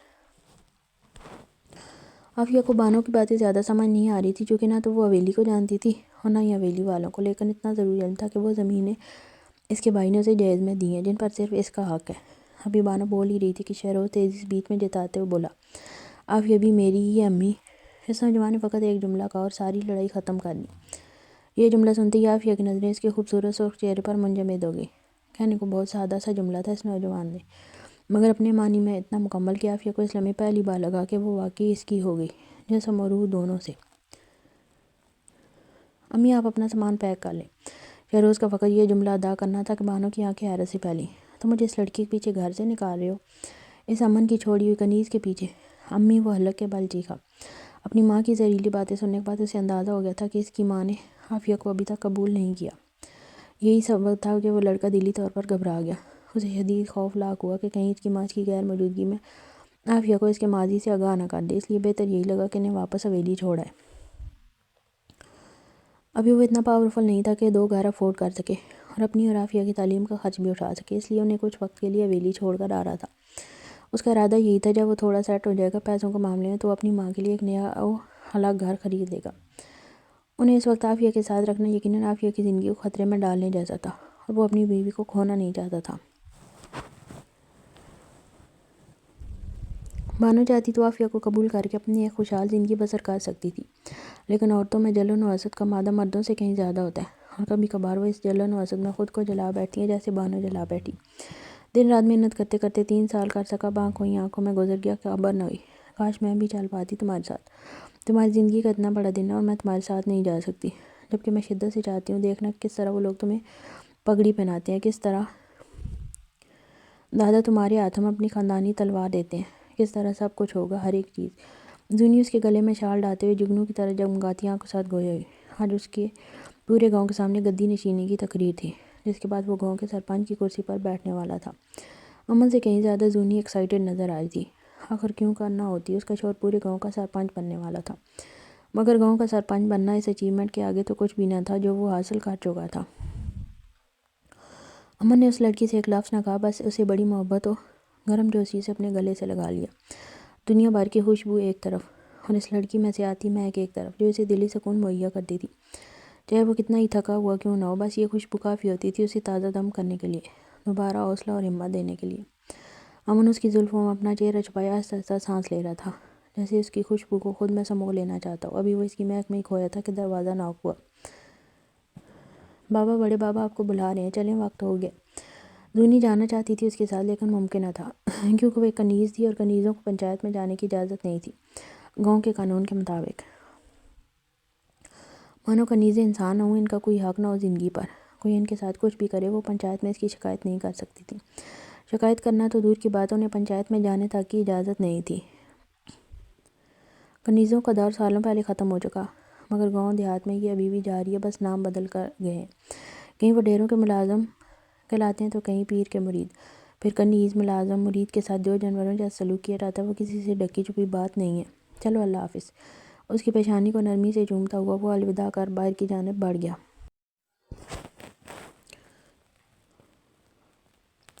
میں بڑی مسرت اور خوشی کے ساتھ آج سے امن بخش چودھری کو اپنی جگہ اس گاؤں کا نیا سرپنچ مقرر کرتا ہوں، ابراہیم بخش کے اعلانیہ و فخرانیہ کہتے ہی پورا میدان تالیوں سے گونج اٹھا تھا۔ ابراہیم بخش نے سب کے سامنے امن بخش کو اپنی پگڑی پہنائی۔ سب امن کو باری باری گلے مل کر مبارکباد دے رہے تھے۔ شمیر جب مبارکباد دینے آیا تو وہ اکیلا نہیں تھا، اس کی گود میں اس کی ننھی شہزادی جویریہ موجود تھی، جسے پیار سے جیا بلایا کرتے تھے۔ حویلی کے کسی مرد کو پسند نہیں تھا شمیر کا اپنی لڑکی کو یوں لے کر پھرنا، لیکن وہ پھرتا تھا، وہ بھی بڑے فخر سے گود میں لیے، جیسے گاؤں کے مرد اپنے بیٹے کے ناز اٹھاتے، اس سے کہیں زیادہ وہ اپنی بیٹی کے ناز اٹھاتا تھا۔ یہی وجہ تھی کہ ابراہیم بخش اس سے بہت چڑھنے لگے تھے، مگر نہ اس نے پہلے کبھی کسی پرواہ کی، نہ وہ اب گارا تھا۔ جیا، امن کے سنجیدہ چہرے پر جیا کو دیکھتے ایک خوبصورت سی مسکان رقص ہوئی۔ اس نے فوراً ہی شمیر سے اپنی بھتیجی کو گود میں لے لیا تھا۔ اگر وہ صرف شمیر کی بیٹی ہوتی تو ایک وقت امن اتنی اہمیت نہ دیتا، لیکن وہ زونی کی بھانجی تھی، زونی جان لٹاتی تھی اپنی بھانجی پر، تو پھر یہ کیسے ممکن تھا کہ امن اس سے منہ موڑ لیتا؟ وہ ہر اس شخص کو عزت و اہمیت دیتا جو زونی کے نزدیک تھا۔ وہ حسین اور جوان گاؤں کا پہلا سرپنچ بنا، جو کسی بچے کو نہیں بچی کو گود میں لیے بیٹھا تھا، وہ بھی بڑی شان سے۔ سب سے پہلے تو میں اپنے رب کے بعد اپنے دادا کا شکر ادا کرنا چاہوں گا کہ مجھے اس قابل سمجھا کہ اپنی جگہ اس گاؤں کا سرپنچ بننے کا موقع دیا، تاکہ میں اس گاؤں کی اچھے سے خدمت کر سکوں، اور یقین جانیں میں کروں گا، آج سے، ابھی سے، اسی وقت سے۔ اس نے آخری جملہ بہت جتاتے ہوئے مفہومانہ انداز میں ادا کیا۔ اس لمحے اس شخص کا چہرہ اس قدر رعبدار تھا کہ صرف اسے دیکھنے سے ہی لوگوں کو جھرجھری محسوس ہو رہی تھی۔ اس شخص کی آنکھیں اس قدر پروقار و پاورفل تھیں کہ کسی کی مجال نہیں تھی کہ اس وجیح مرد سے ایک پل کے لیے بھی اپنی آنکھیں ملا سکے۔ اس نے اپنا وقار ظاہر کرنے کے لیے مونچھوں کو توڑ نہیں دیا، کیونکہ اس کی مونچھیں نہیں تھیں۔ اس نے شریعت کے مطابق مونچھوں کو پست اور داڑھی کو بڑھایا تھا، جیسا کہ شریعت میں مرد کے لیے حکم ہے۔ لوگ نہیں جانتے، مگر وہ جانتا ہے۔ کتنا انتظار کیا اس نے اس وقت کا، جب سب کچھ اس کے انڈر ہو، پورے گاؤں پر صرف اس کا حکم چلے، اور وہ نوجوان واپس شریعت مصطفیٰ صلی اللہ علیہ وآلہ وسلم کو نافذ کر سکے۔ میں امن بخش چودھری، اس گاؤں کا سرپنچ، اعلان کرتا ہوں کہ آج سے میں نے فرسودہ نظام کو ختم کیا اور ایک نئے نظام کی بنیاد رکھتا ہوں۔ اس نظام میں امیر اور غریب برابر ہوں گے۔ جرم کرنے پر امیر زمیندار کو بھی اسی طرح سزا ملے گی جس طرح غریب کسان کو ملتی ہے۔ آج سے حویلی کے دروازے پر کسی کو بھی سفارش لانے کی اجازت نہیں۔ جس کو جو بولنا ہے وہ یہیں بھری پنچایت میں بولے گا۔ دوسرا، سیلاب کے آنے پر اس بار صرف حویلی کی زمینوں کو ہی نہیں بلکہ سارے کسانوں کی زمینوں کو بچانے کی کوشش کی جائے گی۔ بس اس کا یہ جملہ سننا تھا کہ ابراہیم بخش کی آنکھیں حیرت سے پھیلیں۔ امیر راج ہی تب کرتا ہے جب غربت پھل پھول رہی ہو، جب سب کی زمینیں بچ جائیں گی اور سب یہ اچھا کمائیں گے اور کھائیں گے، تو پھر کون ان کے آگے سر جھکائے گا؟ کون ان کا کہنا مانے گا؟ کون ان سے ڈرے گا؟ تیسرا، میں گاؤں میں بہت جلد اسکول اور کالج بنواؤں گا، تاکہ گاؤں کے بچوں کو باہر نہ جانا پڑے۔ ساتھ ساتھ گاؤں میں 24 گھنٹے بجلی آئے، اس کا بھی انتظام کر رہا ہوں۔ ہم اپنے پانی سے اپنی بجلی خود بنائیں گے، تاکہ ہمیں دوسروں کا محتاج نہ رہنا پڑے کسی بھی معاملے میں۔ اس کی باتیں اب سب کو حیران کرنی تھیں۔ لوگوں نے اسے بے یقینی سے دیکھا۔ وہ جو انہیں خواب دکھا رہا تھا وہ تو ان کے پہنچ سے کہیں کوسوں دور تھے، مگر اس نوجوان کا چہرہ اس قدر پر اعتماد تھا یہ وعدے کرتے وقت کہ انہیں نہ لگا کہ وہ انہیں کوئی جھوٹی امید دلا رہا ہے۔ میں آج سے کنیزوں کو کی سزا ختم کرتا ہوں اور حویلی میں اس وقت جتنی بھی کنیزیں موجود ہیں انہیں آزاد کرتا ہوں۔ آج سے بھاگنے والی لڑکی کی سزا موقع محل کے اعتبار سے طے کی جائے گی، جو میں خود طے کروں گا۔ بس اس کا کہنا تھا کہ ماحول پر ہو کا عالم طاری ہو گیا۔ ابراہیم بخش کا چہرہ غضبناک حد تک سرخ پڑ گیا۔ تم ہمارے باپ داداؤں سے چلتے آ رہے قانون کو نہیں بدل سکتے، وہ زور سے داڑے۔ بالکل امن بخش، تم اپنی گدی کا غلط فائدہ اٹھا رہے ہو۔ فائز رانا ابراہیم بخش کا ساتھ دیتے ہوئے تیزی سے اس پر چیخا۔ پورے ماحول پر گرما گرمی چھا گئی تھی۔ حویلی کے تقریباً تمام ہی مرد غصے سے لال پیلے ہوتے نظر آ رہے تھے، مگر اس نوجوان کو کوئی پرواہ نہ تھی۔ وہ اطمینان سے اپنی گدی پر بیٹھا ان سب کی سن رہا تھا۔ ابھی وہ ان کی بات سن نہیں رہا تھا کہ اچانک اس کی نظر سامنے زنانیوں میں موجود کالی چادر میں لپٹی لڑکی پر گئی۔ سوائے آنکھوں کے اس کا چہرہ مکمل ڈھکا ہوا تھا۔ پہلے اس نے آنکھیں چھوٹی کی بغور دیکھنے کے لیے، اور پھر اگلے ہی پل ہونٹوں کے کناروں پر ہلکی سی تبسم رقصاں ہوئی۔ ویسے دیکھنے میں اتنا مگن ہوا کہ باقی سب کیا بول رہے ہیں اسے کچھ خبر نہیں۔ اس کی توجہ تو فقط ابراہیم بخش کے اس جملے نے واپس کھینچی۔ مت بھولو امن، جو تمہیں گدی پہ بٹھا سکتا ہے وہ تمہیں اس گدی سے اتارنا بھی جانتا ہے۔ 4 سال سے وہ نوجوان ان کے لیے نہایت فرمانبرداری اور خاموشی سے کام کر رہا تھا۔ اس لڑکی نے اس قدر محنت کی تھی کہ گرتے ہوئے کاروبار کو دوبارہ اس کے مقام پر لا کھڑا کیا۔ یہی سبب تھا کہ اندھا اعتماد کرنے لگے تھے ابراہیم بخش اس پر۔ اس لیے اسے اپنی زندگی میں اپنی گدی کا جانشین کیا، اور اگر وہ جانتے کوئی لڑکا صرف گدی پر بیٹھنے کی دیر ہے، آنکھیں طوطا چشم کی طرف بدل جائے گا، تو وہ کبھی اتنا بڑا فیصلہ نہ لیتے۔ مگر ابھی بھی دیر نہیں ہوئی تھی ان کے نزدیک، اس لیے انہوں نے امن کو کھلے لفظوں میں وارننگ دی۔ نہیں دادا جان، مجھے عزت میرے خدا نے دی ہے، آپ تو صرف ذریعہ بنے ہیں۔ اس گرما گرمی کے ماحول میں اس نوجوان کا تأمل سے دیا جواب ابراہیم بخش کے تن بدن میں آگ لگانے کے لیے کافی تھا۔ امن واقف تھا، چاہے کوئی بھی ہو، کوئی بھی ادارہ ہو گاؤں میں، ان کے وفادار کتے ہر جگہ بھرے پڑے ہیں جو ان کے صرف ایک اشارے کے تابع بیٹھے ہیں۔ لیکن اس کے باوجود اس کی پیشانی پہ کوئی بال نہ تھا۔ اس کے پیچھے ہٹنے کا مطلب تھا اس کی بیوی کا پوری دنیا سے چھپکا رہنا، ان کے نکاح کا لوگوں تک نہ پہنچنا، ان کی بیوی کا غیر محفوظ ہونا۔ جب داؤ پر اپنی زندگی، اپنی محبت، اپنی جان لگی ہو تو کوئی کیسے پیچھے ہٹ سکتا ہے؟ 4 سال تیاری کی تھی اس نے اس میدان جنگ کی، فیل کیسے ہو سکتا تھا، پیچھے کیسے ہٹ سکتا تھا؟ امن بخش، ابھی کے ابھی اپنا فیصلہ واپس لو، آخری فیصلہ واپس لو، ورنہ احسن بخش نے اس کے سامنے آ کر غضبناک ہوتے ہوئے دھمکی دی۔ بس اس کے چاچا کی دھمکی دینا تھا کہ وہ کالی چادر میں لپٹی لڑکی تیزی سے اس نوجوان کے آگے آ کر کسی مضبوط دیوار کی مانند کھڑی ہوگی۔ ہاتھ تو لگائیں آپ ذرا میرے امن کو، اور پھر میں آپ کو دکھاؤں گی زنیش امن بخش چودھری چیز کیا ہے۔ اس لڑکی کی بلوری آنکھوں میں خون اترا ہوا تھا۔ وہ چیر پھاڑ دینے والی نگاہوں سے تاک رہی تھی انہیں۔ زونی کو اچانک وہاں دیکھ لوگ اتنا حیران نہیں ہوئے جتنا اس کا اپنے نام کے ساتھ امن بخش کا نام لینے پر ہوئے تھے۔ تم اور امن؟ فائز رانا بھی اس کے نام کا مطلب سمجھتے ہوئے پوچھ ہی رہا تھا کہ اس لڑکی کے پیچھے سے آنے والی رعب بھرم آواز وہ جملہ تحمل و اطمینان سے مکمل کر گئی۔ میاں بیوی ہیں، وہ حسین جمیل نوجوان جیا کو گود میں لیے کھڑا ہوا تھا۔ سب ہکا بکا ہو کر امن کو دیکھنے لگے۔ کسی کو اعتبار نہیں آ رہا تھا کہ اس نے اپنی ہی کنیز سے نکاح کر لیا ہے۔ تم جیا کو لے کر یہاں بیٹھو۔ وہ چھوٹی سی پری کیا جانے کہ اس کے ارد گرد کیا چل رہا ہے۔ زونی کو کالی چادر میں لپٹے ہونے کے باوجود وہ پہچان گئی تھی۔ اس نے فوراً ہی اپنی بائیں اس کی جانب پھیلائیں تاکہ وہ اسے گود میں لے۔ زونی اس وقت سب سے لڑنا چاہتی تھی اپنے شوہر کے لیے، مگر امن نے اسے آنکھوں ہی آنکھوں میں اطمینان دلایا کہ وہ سب سنبھال لے گا۔ پھر جویریہ کو اس کی گود میں دے کر اسے اپنی جگہ پر بٹھا دیا۔ امن نے دانستہ طور پر جویریہ کو شامیر کے بجائے زونی کو دیا تاکہ وہ اس ساری لڑائی سے دور رہے۔ زونی کو سرپنچ کی کرسی پر بیٹھتا دیکھ سبھی کی آنکھیں حیرت سے پھیلیں۔ امن، اسے ہٹاؤ، یہ زنانیوں کے بیٹھنے کی جگہ نہیں ہے، تم اسے بٹھا کر توہین کر رہے ہو ہمارے باپ داداؤں کی۔ فائز رانا غصے سے پاگل ہوتے اپنی گن نکال کر اس کی جانب برمی سے گویا ہوا۔ یہ میری شرعی قانونی طور پر زوجہ ہے، میرے مننے کے بعد اسی کا حق ہے میرے پاس یہاں پر بیٹھنے کا، اور اگر میری حیات میں اس کرسی پر بیٹھ جاتی ہے تو مجھے نہیں لگتا یہ کوئی اتنا بڑا مسئلہ ہے کہ اس پر خون خرابہ کیا جائے۔ اس کے تأمل اور اطمینان سے جواب دیتے ہی احسن بخش غصے سے داڑا۔ اب کیا ہم مردوں پر یہ ناقص العقل زنانی بیٹھے گی؟ ہم مر نہ جائیں یہ دن دیکھنے سے پہلے؟ بالکل ابا، آپ بالکل ٹھیک کہہ رہے ہیں، ہمیں مر جانا چاہیے ایک زنانی کی پیروی کرنے سے پہلے۔ لیکن کیا پھر ہمیں اس عقل مند مرد کی پیروی کرنی چاہیے جو خود بھی دوزخ کا راستہ اختیار کیے ہوئے ہے اور ہمیں بھی اپنے پیچھے لے کر بڑی شان سے چل رہا ہے؟ شامیر بخش چودھری کا چوٹ کرنے کے لیے کیا گیا سوال ابراہیم بخش کا چہرہ انگاروں کی مانند سرخ کر گیا تھا۔ تم ہمارے لیے یہ جملہ ادا کر رہے ہو؟ ابراہیم بخش کو جیسے یقین نہ آیا ہو کہ ان کا اتنا فرما بردار پوتا انہی کے مخالف سمت کھڑا ہو کر سب کے سامنے انہیں یوں ذلیل کر رہا ہے۔ غصے کی شدت سے ان کا پورا وجود لرزنے لگا تھا۔ مگر مقابل کھڑا نوجوان اتنا ہی پرسکون تھا جتنا پہلے۔ وہ ٹینشن لینے والوں میں سے کبھی تھا ہی نہیں، ہمیشہ دینے والوں میں سے تھا۔ آپ خود سمجھدار ہیں، اس کے مفہومانہ انداز میں کہتے ہی ابراہیم بخش کے تن بدن میں آگ بھڑک اٹھی۔ وہ ایک جست میں اس تک پہنچے تھے، اگلے ہی پل ایک زوردار تماچا اس کے چہرے پر رسید کیا، جس کی گونج پورے مجمع نے سنی تھی۔ میں ابراہیم بخش چودھری، امن بخش چودھری اور شامیر بخش چودھری کو اپنی جائیداد سے آگ کرتا ہوں۔ شامیر کی آنکھیں ایک دو لمحوں کے لیے حیرت سے پھیلیں اور پھر نارمل ہو گئیں۔ سچ کہا جائے تو اسے ابراہیم بخش سے اتنے بڑے اور سخت فیصلے کی ہرگز امید نہ تھی۔ ابراہیم بخش نے بہت ساری شرائط کے ساتھ اپنے پوتا پوتی کو اپنی جائیداد کا وارث بنایا تھا۔ ان شرائط میں سے ایک یہ بھی تھی کہ وہ جب چاہیں اپنی جائیداد ان سے واپس چھین سکتے ہیں، اور سب واقف تھے کہ وہ یہ کام کر سکتے ہیں جائز اور ناجائز دونوں طریقوں سے۔ وہ ان لوگوں میں سے ہیں جن کی کوئی حد ہی نہ ہو۔ شامیر کی بیوی اور بیٹی تھی، ایک چھوٹی سی فیملی جن کی ذمہ داری اس کے کندھوں پر۔ وہ تعلیم مکمل کر چکا تھا اور ٹریننگ پر کراچی کے ایک بہت بڑے وکیل کے پاس کام کر رہا تھا، مگر اسے تنخواہ نہیں ملتی تھی۔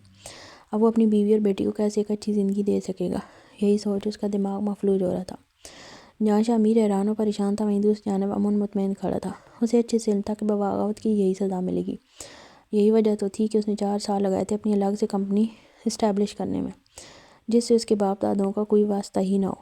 وہ شامیر کو اپنے ساتھ اس لڑائی میں شامل نہیں کرنا چاہتا تھا، اور نہ ہی اس نے کیا۔ وہ الگ بات ہے کہ شامیر خود ہی اس نظام کے خلاف لڑنا چاہتا تھا شروع سے، اس لیے میدان جنگ میں خود ہی کود آیا، اور ساتھ ساتھ تمہاری بیویوں کو بھی۔ ابراہیم بخش کے کہتے ہی فہیم بخش فوراً احتجاجاً گویا ہوا۔ اپنے پوتوں کا غصہ میری بیٹیوں پہ کیوں نکال رہے ہیں آپ؟ ان سب میں میری بیٹیوں کی کیا غلطی ہے؟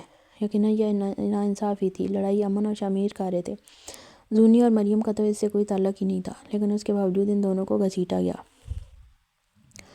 ابراہیم بخش کی بات سن امن کو سمجھ آ گئی تھی کہ وہ علم رکھتے ہیں کہ ان کی ساری جائیداد زونی کے نام ٹرانسفر ہے۔ ابراہیم بخش چاہتے تھے کہ وہ دونوں نوجوان ہی سڑک پر آ جائیں، پائی پائی کے محتاج ہو جائیں، لیکن ایسا کبھی ممکن نہیں ہو سکتا جب تک زونی اور مریم کے پاس جائیداد کا حصہ ہے۔ یہی سبب تھا کہ ان دونوں بہنوں کو بھی لڑائی میں گھسیٹا۔ یہ ان کا طریقہ تھا اپنے آگے ان سرکش لڑکوں سے گھٹنے ٹکوانے کا، کیونکہ وہ تمہاری بیٹی ہی ہے جس کی وجہ سے یہ سب ہو رہا ہے۔ ابراہیم بخش جواباً طیش کے عالم میں دہاڑے۔ کیا وہ نہیں سمجھ سکتے تھے کہ وہ زونی ہی ہے جس کی وجہ سے امن بخش یہ سب کر رہا ہے؟ ہم آج ہی وکیل کو بلوا کر اپنی ساری جائیداد شہروز بخش کے نام کر دیں گے۔ بس ان کا اعلانیہ یہ جملہ ادا کرنا تھا کہ ماں جو عورتوں میں کھڑی تھی اپنے دل کے مقام پر ہاتھ رکھنے لگی۔ اسے تو خوشی کے مارے ہارٹ اٹیک آنے کو تھا۔ شہروز کی آنکھیں بھی چمک اٹھی تھیں۔ اس کے تو کبھی خواب و خیالوں میں بھی نہیں گزرا تھا کہ پوری جائیداد اس کی جھولی میں یوں آن گرے گی۔ ٹھیک ہے، جیسے آپ کی خواہش، میں اپنی بیوی کو لے کر یہاں سے جا رہا ہوں ہمیشہ کے لیے۔ اس حسین اور پروقار نوجوان کے جملے سنتے ہی زونی جیا کو گود میں لیے فوراً ہی کھڑی ہو گئی تھی۔ امن نے سب کے سامنے ہی اپنی بیوی کا ہاتھ تھام کر اعلانیہ کہا، اور اگلے پل دونوں کی نظریں ملیں۔ اس لڑکی کی بلوری آنکھیں مسکراتی نظر آئیں، اور وہ مسکراہٹ مقابل کو دلی طور پر سکون بخش رہی تھی، مگر ساتھ ساتھ حیران بھی کیا۔ زونی تو کچھ بھی نہیں جانتی اس کی کمپنی اور کامیابیوں کے متعلق، پھر کیوں اتنی مطمئن و خوش ہے؟ وہ اب یہی سوچ رہا تھا۔ زونی نے جیا کو شامیر کو دیا۔ چلو، وہ نوجوان کبھی جان ہی نہیں سکتا زونی کی محبت کتنی گہری ہو چکی تھی اس کے لیے۔ اسے فرق نہیں پڑتا تھا وہ امیر ہے یا غریب، اس کے پاس پیسے ہیں یا نہیں، فرق پڑتا تو فقط اس سے کہ وہ ساتھ ہے یا نہیں، اور وہ ساتھ تھا اس لمحے۔ اور کیا چاہیے تھا اس لڑکی کو بھلا؟ یہ تیری بیوی نہیں ہے امن، کنیز بیویاں نہیں ہوا کرتی۔ یہ کنیز ہے، حویلی کی کنیز، تو جسے سزا دینے کے لیے دیا گیا تھا، نہ کہ بیوی بنانے کے لیے۔ یہ تیرے ساتھ کہیں نہیں جانے والی، یہ واپس حویلی جائے گی۔ فائز رانا تو کب سے انتظار میں بیٹھا تھا کہ امن بخش شادی کرے اور زونی سرونٹ کوارٹر میں شفٹ ہو، اور پھر اسے موقع ملے اس لڑکی سے چن چن کر اپنے بدلے لینے کا۔ وہ اس لیے اب تک خاموش تھا کیونکہ امن بخش کو ابراہیم بخش کا سپورٹ حاصل تھا، مگر اب حالات بالکل بدل چکے تھے، اس لیے اسے ضرورت نہیں تھی مزید خاموش رہنے کی۔ فائز رانا کہتے ہی ابراہیم بخش اسے گھراہٹ کے ساتھ تکنے لگے۔ وہ کبھی نہیں چاہتے تھے یہ بات گاؤں والوں کے سامنے آئے کہ ان کی پوتی نے بھاگنے کی کوشش کی تھی۔ ابھی ابراہیم فائز رانا سے کچھ کہتے سے قبل ہی وہ ایک جست میں زونی تک پہنچا۔ وہ کسی صورت امن کو زونی کو لے جانے نہیں دینے والا تھا۔ اس کا زونی کے ہاتھ کو مس کرتا اس سے قبل ہی اس کی کلائی مضبوطی سے پکڑ کر کسی نے روکی۔ فائز نے نگاہ اٹھائی تو اس وجہ سے مالا مال نسین نوجوان نے ایک زوردار مکہ اس کے چہرے پر رسید کیا۔ مکہ اس قدر جارحانہ تھا کہ وہ ڈائریکٹ منہ کے بل جا کر میدان کی ریت پر گرا۔ مجھے مارنے دیتے تو اچھا تھا، بجائے شکر گزار ہونے یا اپنے شوہر کو احسان بھری نظروں سے تکنے کے۔ الٹا وہ شرارتی گڑیا منہ بسور کر بولی، جس پر امن نے بے بسی سے اپنا سر جھٹکا۔ تیری تو وہ پورے گاؤں والوں کے سامنے وہ مار کھا کے زمین پر پڑا تھا۔ اس نے نگاہ اٹھا کر دیکھا تو لوگ اسے خود پر ہنستے ہوئے محسوس ہوئے۔ فائز کو اپنی شدید تذلیل محسوس ہوئی۔ وہ بے پھر کر بدلہ لینے کی غرض سے دوبارہ اٹھا۔ اب میری باری۔ فائز چیختا ہوا ان کی جانب آ رہا تھا جیسے چیر پھاڑ کر دے گا۔ اسے غضبناک حد تک پاگل ہو کر اپنی جانب آتا دیکھنے کے باوجود وہ دونوں میاں بیوی پرسکون انداز میں کھڑے تھے۔ زونی نے اعلانیہ کہا تھا کہ امن پیچھے رہے۔ جیسے آپ کی خواہش بیگم صاحبہ۔ جوری کی غلامی میں سر تسلیم خم کرتا وہ دونوں ہاتھ پاکٹ میں ڈال کر ایک قدم آہستگی سے پیچھے ہو گیا۔ فائز رانا نے اپنی پوری طاقت کے ساتھ آ کر امن پر حملہ کرنا چاہا، لیکن وہ حملہ کر پاتا اس سے قبل ہی زونی اس کا ہاتھ پکڑ کر کمر کے پیچھے موڑ گئی تھی۔ پھر ایک زوردار لات پاؤں کے جوڑ پر مار کر اسے گھٹنوں کے بل بٹھا دیا۔ صرف 2 لمحے لگے اس لڑکی کو فائز رانا کو اس کی گھٹنوں پر لانے میں۔ سب منہ کھولے دیکھتے کہ دیکھتے رہ گئے۔ میری بیوی۔ امن اس کا پینترا دیکھ بے ساختہ ہی دل داد دے اٹھا تھا۔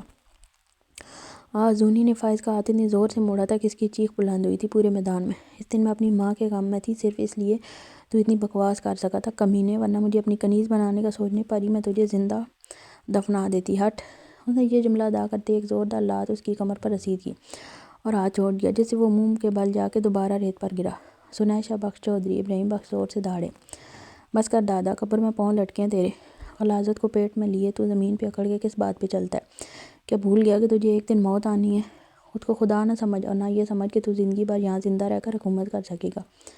کیا بھول گیا فرعون کے انجام کو؟ ڈر میرے خدا سے، ڈر ان لڑکیوں کی بد دعاؤں سے جو تیرا دامن پکڑ لیں گی روز محشر، جن کی جانوں پہ تو نے ناحق ظلم کیا۔ کیا تو نے نہیں پڑھا قرآن میں کہ عورتوں کے معاملے میں خدا سے ڈرو؟ ڈر میرے خدا سے ظالم، ڈر اس خدا سے جس کی لاٹھی بے آواز ہے۔ کیا تو نے نہیں جانا نمرود کے عشر کو جو ایک مچھر سے ہلاک ہوا؟ اس لڑکی کے جملوں میں بلا کی تاثیر تھی۔ اور کیوں کرنا ہوتی؟ 3 سال اس لڑکی نے ایک کمرے میں بند ہو کر گزارے تھے۔ اس کے انجینئر بننے کا خواب بھی کہیں بہت پیچھے رہ گیا تھا۔ وہ اپنے شوہر کو دن رات اس کام کے لیے محنت کرتا دیکھتی اسے چھیننے میں سامنے کھڑے طاقت کے نشے میں بدمست شخص نے ایک لمحہ نہ لگایا۔ اسے لگ رہا تھا امن دکھا نہیں رہا، لیکن دادا کے اسے آگ کر دینے کے فیصلے سے یقیناً وہ تکلیف میں آ گیا۔ ابھی وہ بول ہی رہی تھی کہ اچانک اسے شور کی آواز محسوس ہوئی۔ اس نے آسمان کی جانب دیکھا، باقی سب کی طرح۔ اسے ایک ہیلی کاپٹر آتا ہوا نظر آیا۔ جیسے جیسے وہ قریب آ رہا تھا ویسے ویسے شور بھی بڑھ رہا تھا۔ سب کی توجہ اسی کی جانب تھی۔ وہ وہیں زمین میں آ کر لینڈ ہوا۔ چلو زونی نے کبھی اپنی زندگی میں ہیلی کاپٹر تو اتنے قریب سے نہیں دیکھا تھا۔ ابھی وہ اس حیرت سے دیکھ ہی رہی تھی کہ امن نے فوراً اس کا ہاتھ تھامتے ہوئے کہا، اور پھر ابراہیم بخش کے روبرو آ کے کھڑا ہوا۔ آجائیں سر۔ اسی لمحے سب نے دیکھا کہ میدان میں کالے رنگ کی پجاروں کی قطاریں لگ گئی ہیں۔ ابراہیم بخش اور باقی سب کو خطرہ لاحق ہوا کہ ان کے دشمنوں نے ان پر اچانک حملہ کر دیا ہے۔ سب ہی اپنے گنے لے کر ہاتھ میں کھڑے ہو گئے تھے، جبکہ شامیر گود میں جیا کو لیے فوراً ہی خواتین کی جانب بڑھا تھا، مریم اور اپنی ماں کی حفاظت کرنے۔ گاڑیاں آ کر ان کے آگے ہی رکی تھیں۔ ان میں سے دھڑا دھڑ گارڈز نکلنے لگے جن کے ہاتھوں میں گنز موجود تھیں۔ سب سے آگے والی گاڑی میں سے ایک نوجوان نکلا جو گرے کلر کے پینٹ کوٹ میں ملبوس تھا۔ اس نے پورے میدان کا تنقیدی جائزہ لیا اور پھر امن کی جانب دیکھ نہایت تعجب سے گویا ہوا۔ اس لڑکے کے امن کو سر کہہ کر مخاطب کرتے ہی زونی سمیت سب بھی امن کو الجھی و حیرت بھری نگاہ سے دیکھنے لگے تھے۔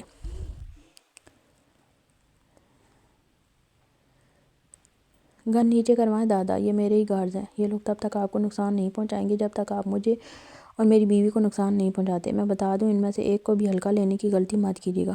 میرا ایک ایک گارڈ آپ کے 10 بندوں کو گرا دینے کی طاقت رکھتا ہے۔ اس کے جملے مانو ایٹم بم کی طرح سب کے سروں پر گرے۔ سب بھی اسے ہکا بکا ہو کر دیکھنے لگے تھے۔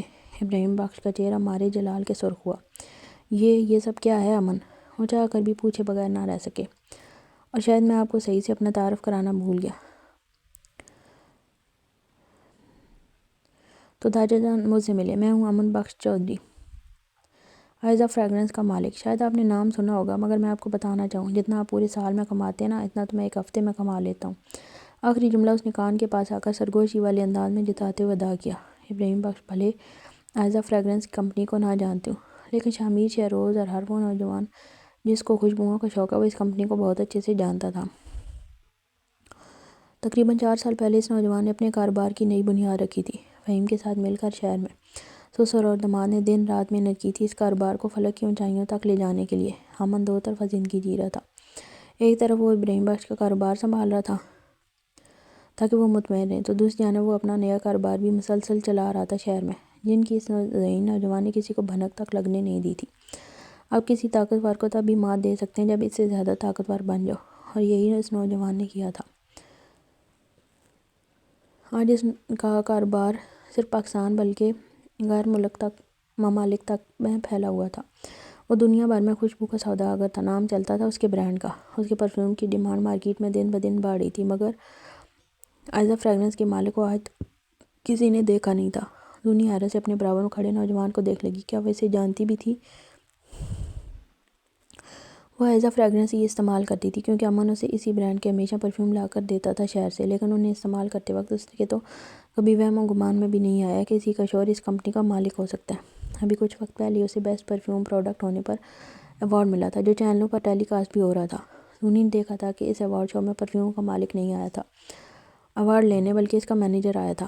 تب زونی نے بس یوں ہی کہہ دیا ٹی وی دیکھتے ہوئے کہ یہ بڑے لوگ بھی کتنے عجیب ہوتے ہیں، اپنا ایک ایوارڈ لینے بھی نہیں آ سکتے، اس بات سے بے خبر کہ اس کمپنی کا مالک تو اسی کے برابر بیٹھا میک بک پر کام کرنے میں مشغول ہے۔ تو تم مجھے دھوکہ دے رہے تھے اتنے سالوں سے۔ جو چاہے سمجھے، اس کے نزدیک کسی کی رائے اہمیت نہیں رکھتی تھی سوائے اس کی بیوی کے۔ دادا جان، میں اب آپ پر فیصلہ چھوڑتا ہوں، یا تو اپنی رضامندی کے ساتھ مجھے سرپنچ بن کر یہ فرسودہ و بیہودہ قانون بدلنے دیں ہمارے گاؤں کے، یا پھر لڑنے کی تیاری کریں۔ 3 دن کا وقت دے کے جا رہا ہوں آپ کو، اچھی طرح سوچ کر فیصلہ کریں۔ اور ہاں، فہیم چاچا بھی میرے ساتھ ہیں۔ اگر میں چلا گیا تو یاد رکھیے گا آپ کے ٹھاٹ باٹ ویسے بھی زیادہ دن نہیں چل سکیں گے، کیونکہ آپ بھی جانتے ہیں میرے بعد کوئی اس قابل نہیں کہ آپ کا پورا کاروبار سنبھال سکے، چاہے وہ گاؤں کی زمینیں ہوں یا شہر کی فیکٹریاں۔ اس نے آخری جملے سرگوشی کرنے والے انداز میں ادا کیے، جیسے سمجھا رہا ہو ابھی بھی انہیں، مگر وہ مغرور آدمی کہاں سمجھنے والا تھا۔ جن پر دولت کا نشہ چڑھا ہوتا ہے نا، وہ اتنی آسانی سے کچھ نہیں سمجھتے۔ ابراہیم بخش نے گھرا کر امن کی جانب دیکھا۔ وہ اپنی مٹھیاں مضبوطی سے بھیج رہے تھے، بس نہ چلتا اس لڑکے کا گلا اپنے ہاتھ سے دبا دیں، جو ان کے سامنے تن کر کھڑا ہونے کی جرأت کر رہا تھا۔ ہماری زندگی کی سب سے بڑی غلطی تم پر اعتبار کرنا تھا۔ ہیلی کاپٹر پر جا رکھ قطاریں اور اپنے ٹریننگ یافتہ گارڈز دکھا کر یقیناً اس نوجوان نے اپنی طاقت کی نمائش کی تھی، جسے دیکھنے کے بعد کوئی بھی سمجھدار انسان اس سے لڑنے کی غلطی نہیں کر سکتا تھا۔ ابراہیم بخش اس کل کے بچے کے سامنے خود کو بے بس پا رہے تھے، اور یہی بے بسی انہیں اعتراف کرنے پر مجبور کر رہی تھی کہ وہ پچھتا رہے ہیں اس پہ اعتبار کر کے۔ نہیں دادا جان، آپ کی زندگی کی سب سے غلطی میری محبت کو کنیز بنانا تھی۔ زونی نے محسوس کیا اسلام میں اس کے ہاتھ پہ امن کی پکڑ مزید مضبوط ہوئی تھی۔ وہ ابراہیم بخش کی آنکھوں میں آنکھیں ڈال کر ان کی غلطی کی تصحیح کرتا نظر آیا۔ آپ کو میری محبت کو صرف جسم کی حوث تک محدود نہیں سمجھنا چاہیے تھا، اس حسین نوجوان نے دانت پیستے ہوئے کہا۔ فی الحال 3 دن آپ کے پاس، اچھی طرح سوچ لیں، میں کوئی خون خرابہ نہیں چاہتا، لیکن اگر کرنا پڑا تو یقین کریں میں پیچھے بھی نہیں ہٹوں گا۔ وہ انہیں وارن کرتا انہیں کے سامنے اپنی بیوی کو لے کر ہیلی کاپٹر کی جانب بڑھ گیا تھا۔ ثنائیہ بخش چودھری کبھی اس حسین نوجوان کے ہاتھ کو دیکھتی جیسے تھامے ہوئے تھا، تو کبھی اس ہیلی کاپٹر کو جو سامنے نظر آ رہا تھا، تو کبھی ان گارڈز کو جو اس کے آگے نظر جھکائے کھڑے تھے، تو کبھی پیچھے مڑ کر اپنے خاندان اور گاؤں والوں کو۔ اس لڑکی نے تو کبھی خوابوں میں بھی نہیں سوچا تھا کہ امن بخش چودھری پورے گاؤں سے لڑ جائے گا صرف اس ایک کی خاطر۔ امن نے پہلی ہیلی کاپٹر میں زونی کو بٹھایا اور پھر خود بیٹھا۔ اس لمحے کو زونی کو اپنا آپ سنڈریلا معلوم ہو رہا تھا، جس کے شہزادے نے اس کی پوری زندگی بدل دی تھی۔ ڈر تو نہیں لگ رہا نا؟ وہ ابھی اپنی سوچ میں مگن تھی کہ امن کی آواز اس کے کانوں کے سماعت سے ٹکرائی۔ تم سے؟ مقابل نے فوراً ہی الجھ کر پوچھا۔ تم مجھ سے کب ڈرنے لگیں بھلا؟ میں اونچائی کی بات کر رہا تھا، اس نے نرمی سے مسکرا کر جواب دیا۔ اس نوجوان کو دیکھ کے کہیں سے بھی معلوم نہیں ہو رہا تھا کہ وہ ابھی کچھ دیر پہلے اپنے دادا اور پورے گاؤں سے لڑ کر آ رہا ہے۔ او نہیں، بس پیٹ میں تھوڑی گڑگڑ سی ہو رہی ہے۔ وہ ہلکے سے مسکرا کر گویا ہوئی، تو مقابل نے فوراً ہی اس کی نرمی سے پیشانی چومی۔ یہ تمہارا اپنا ہے؟ خاص تجسس سے استفسار کیا۔ ہمارا ہے، اس نے میرے کا لفظ ادا نہیں کیا، اس نے ہمارا کہا، اور یہ بات زونی نے نوٹ کر لی تھی۔ یہ سب تم نے میرے لیے کیا نا کالے بلے؟ اس وجیح مرد کے بازو میں اپنی بائیں ڈال اس کے کندھے پر ہلکا سا سر ٹکا کر اس کی جانب دیکھتے بڑے اشتیاق سے سوال کیا، سوال بھی وہ جس کا جواب پہلے ہی سے علم میں تھا۔ جواب پتہ ہے تمہیں؟ وہ چھوٹی آنکھوں سے اسے دیکھتے جتا کر گویا ہوا۔ مگر تمہارے منہ سے سننا چاہتی ہوں، بڑے پیار سے ڈیمانڈ کی۔ وہ گہری سوچ میں نظر آیا اور فقط ہم کہا۔ کیا ہم؟ ایک ہاں بولنے میں زبان گھس رہی ہے تمہاری، مقابل جیسی بری طرح چڑھی۔ اس کا یوں چڑھ کر منہ پھلانا بھی امن کو محظوظ کر رہا تھا۔ وہ شرارتی گڑیا امن کے بازو سے اپنا ہاتھ نکال چکی تھی اور بس منہ پھیرنے ہی والی تھی کہ مقابل نے فوراً ہی اس کے خوبصورت چہرے کو اپنے دونوں ہاتھوں کے پیالے میں بھرا۔ ثنائیہ بخش چودھری، تم میرے لیے آکسیجن کی مانند ہو کہ جب تک تمہیں نہ دیکھوں مجھے لگتا ہے مجھے سانس نہیں آتی ٹھیک طرح۔ تمہاری محبت میرے خون تک میں سرایت کر چکی ہے۔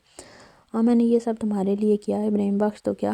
اگر تمہارے لیے مجھے دنیا کے تمام لوگوں سے بھی لڑنا پڑے تو میں لڑ جاؤں گا، بغیر ایک لمحہ بھی سوچے اس کی بلوری آنکھوں میں جھانکتے محبت سے چول لہجے میں کہتا اس کی شدت الفت سے پیشانی چومنے لگا۔ یہ کوئی پہلی بار نہیں تھا جب وہ اظہار محبت کر رہا ہو، لیکن اس کے باوجود وہ لڑکی ٹماٹر کی طرح سرخ پڑ گئی تھی۔ اس کی آنکھیں چمک رہی تھیں امن کے اظہار محبت پر، جیسے ہر بار چمکتی تھی۔ مقابل اس کی چمکتی آنکھیں اور شرمیلا چہرہ دیکھ مسکرا دیا تھا۔ وہ مسکراہٹ نہایت ہی دل فریب تھی۔ کچھ لفظ اپنا لمس رکھتے ہیں، بظاہر نہیں محسوس ہوتا کہ انہیں سننے کے بعد ہمارے دل پر یا دماغ پر اس کا کوئی اثر پڑا ہو، لیکن آہستہ آہستہ وقتاً فوقتاً وہ اپنی جگہ خود ہمارے ذہن و دل میں جگہ بناتے رہتے ہیں۔ امن کی دی ہوئی دھمکی کو 2 دن گزر چکے تھے، مگر انہیں امن کی دھمکی سے کہیں زیادہ زونی کے جملے تنگ کر رہے تھے۔ وہ چاہ کر بھی اپنے ذہن سے نکال نہیں پا رہے تھے انہیں۔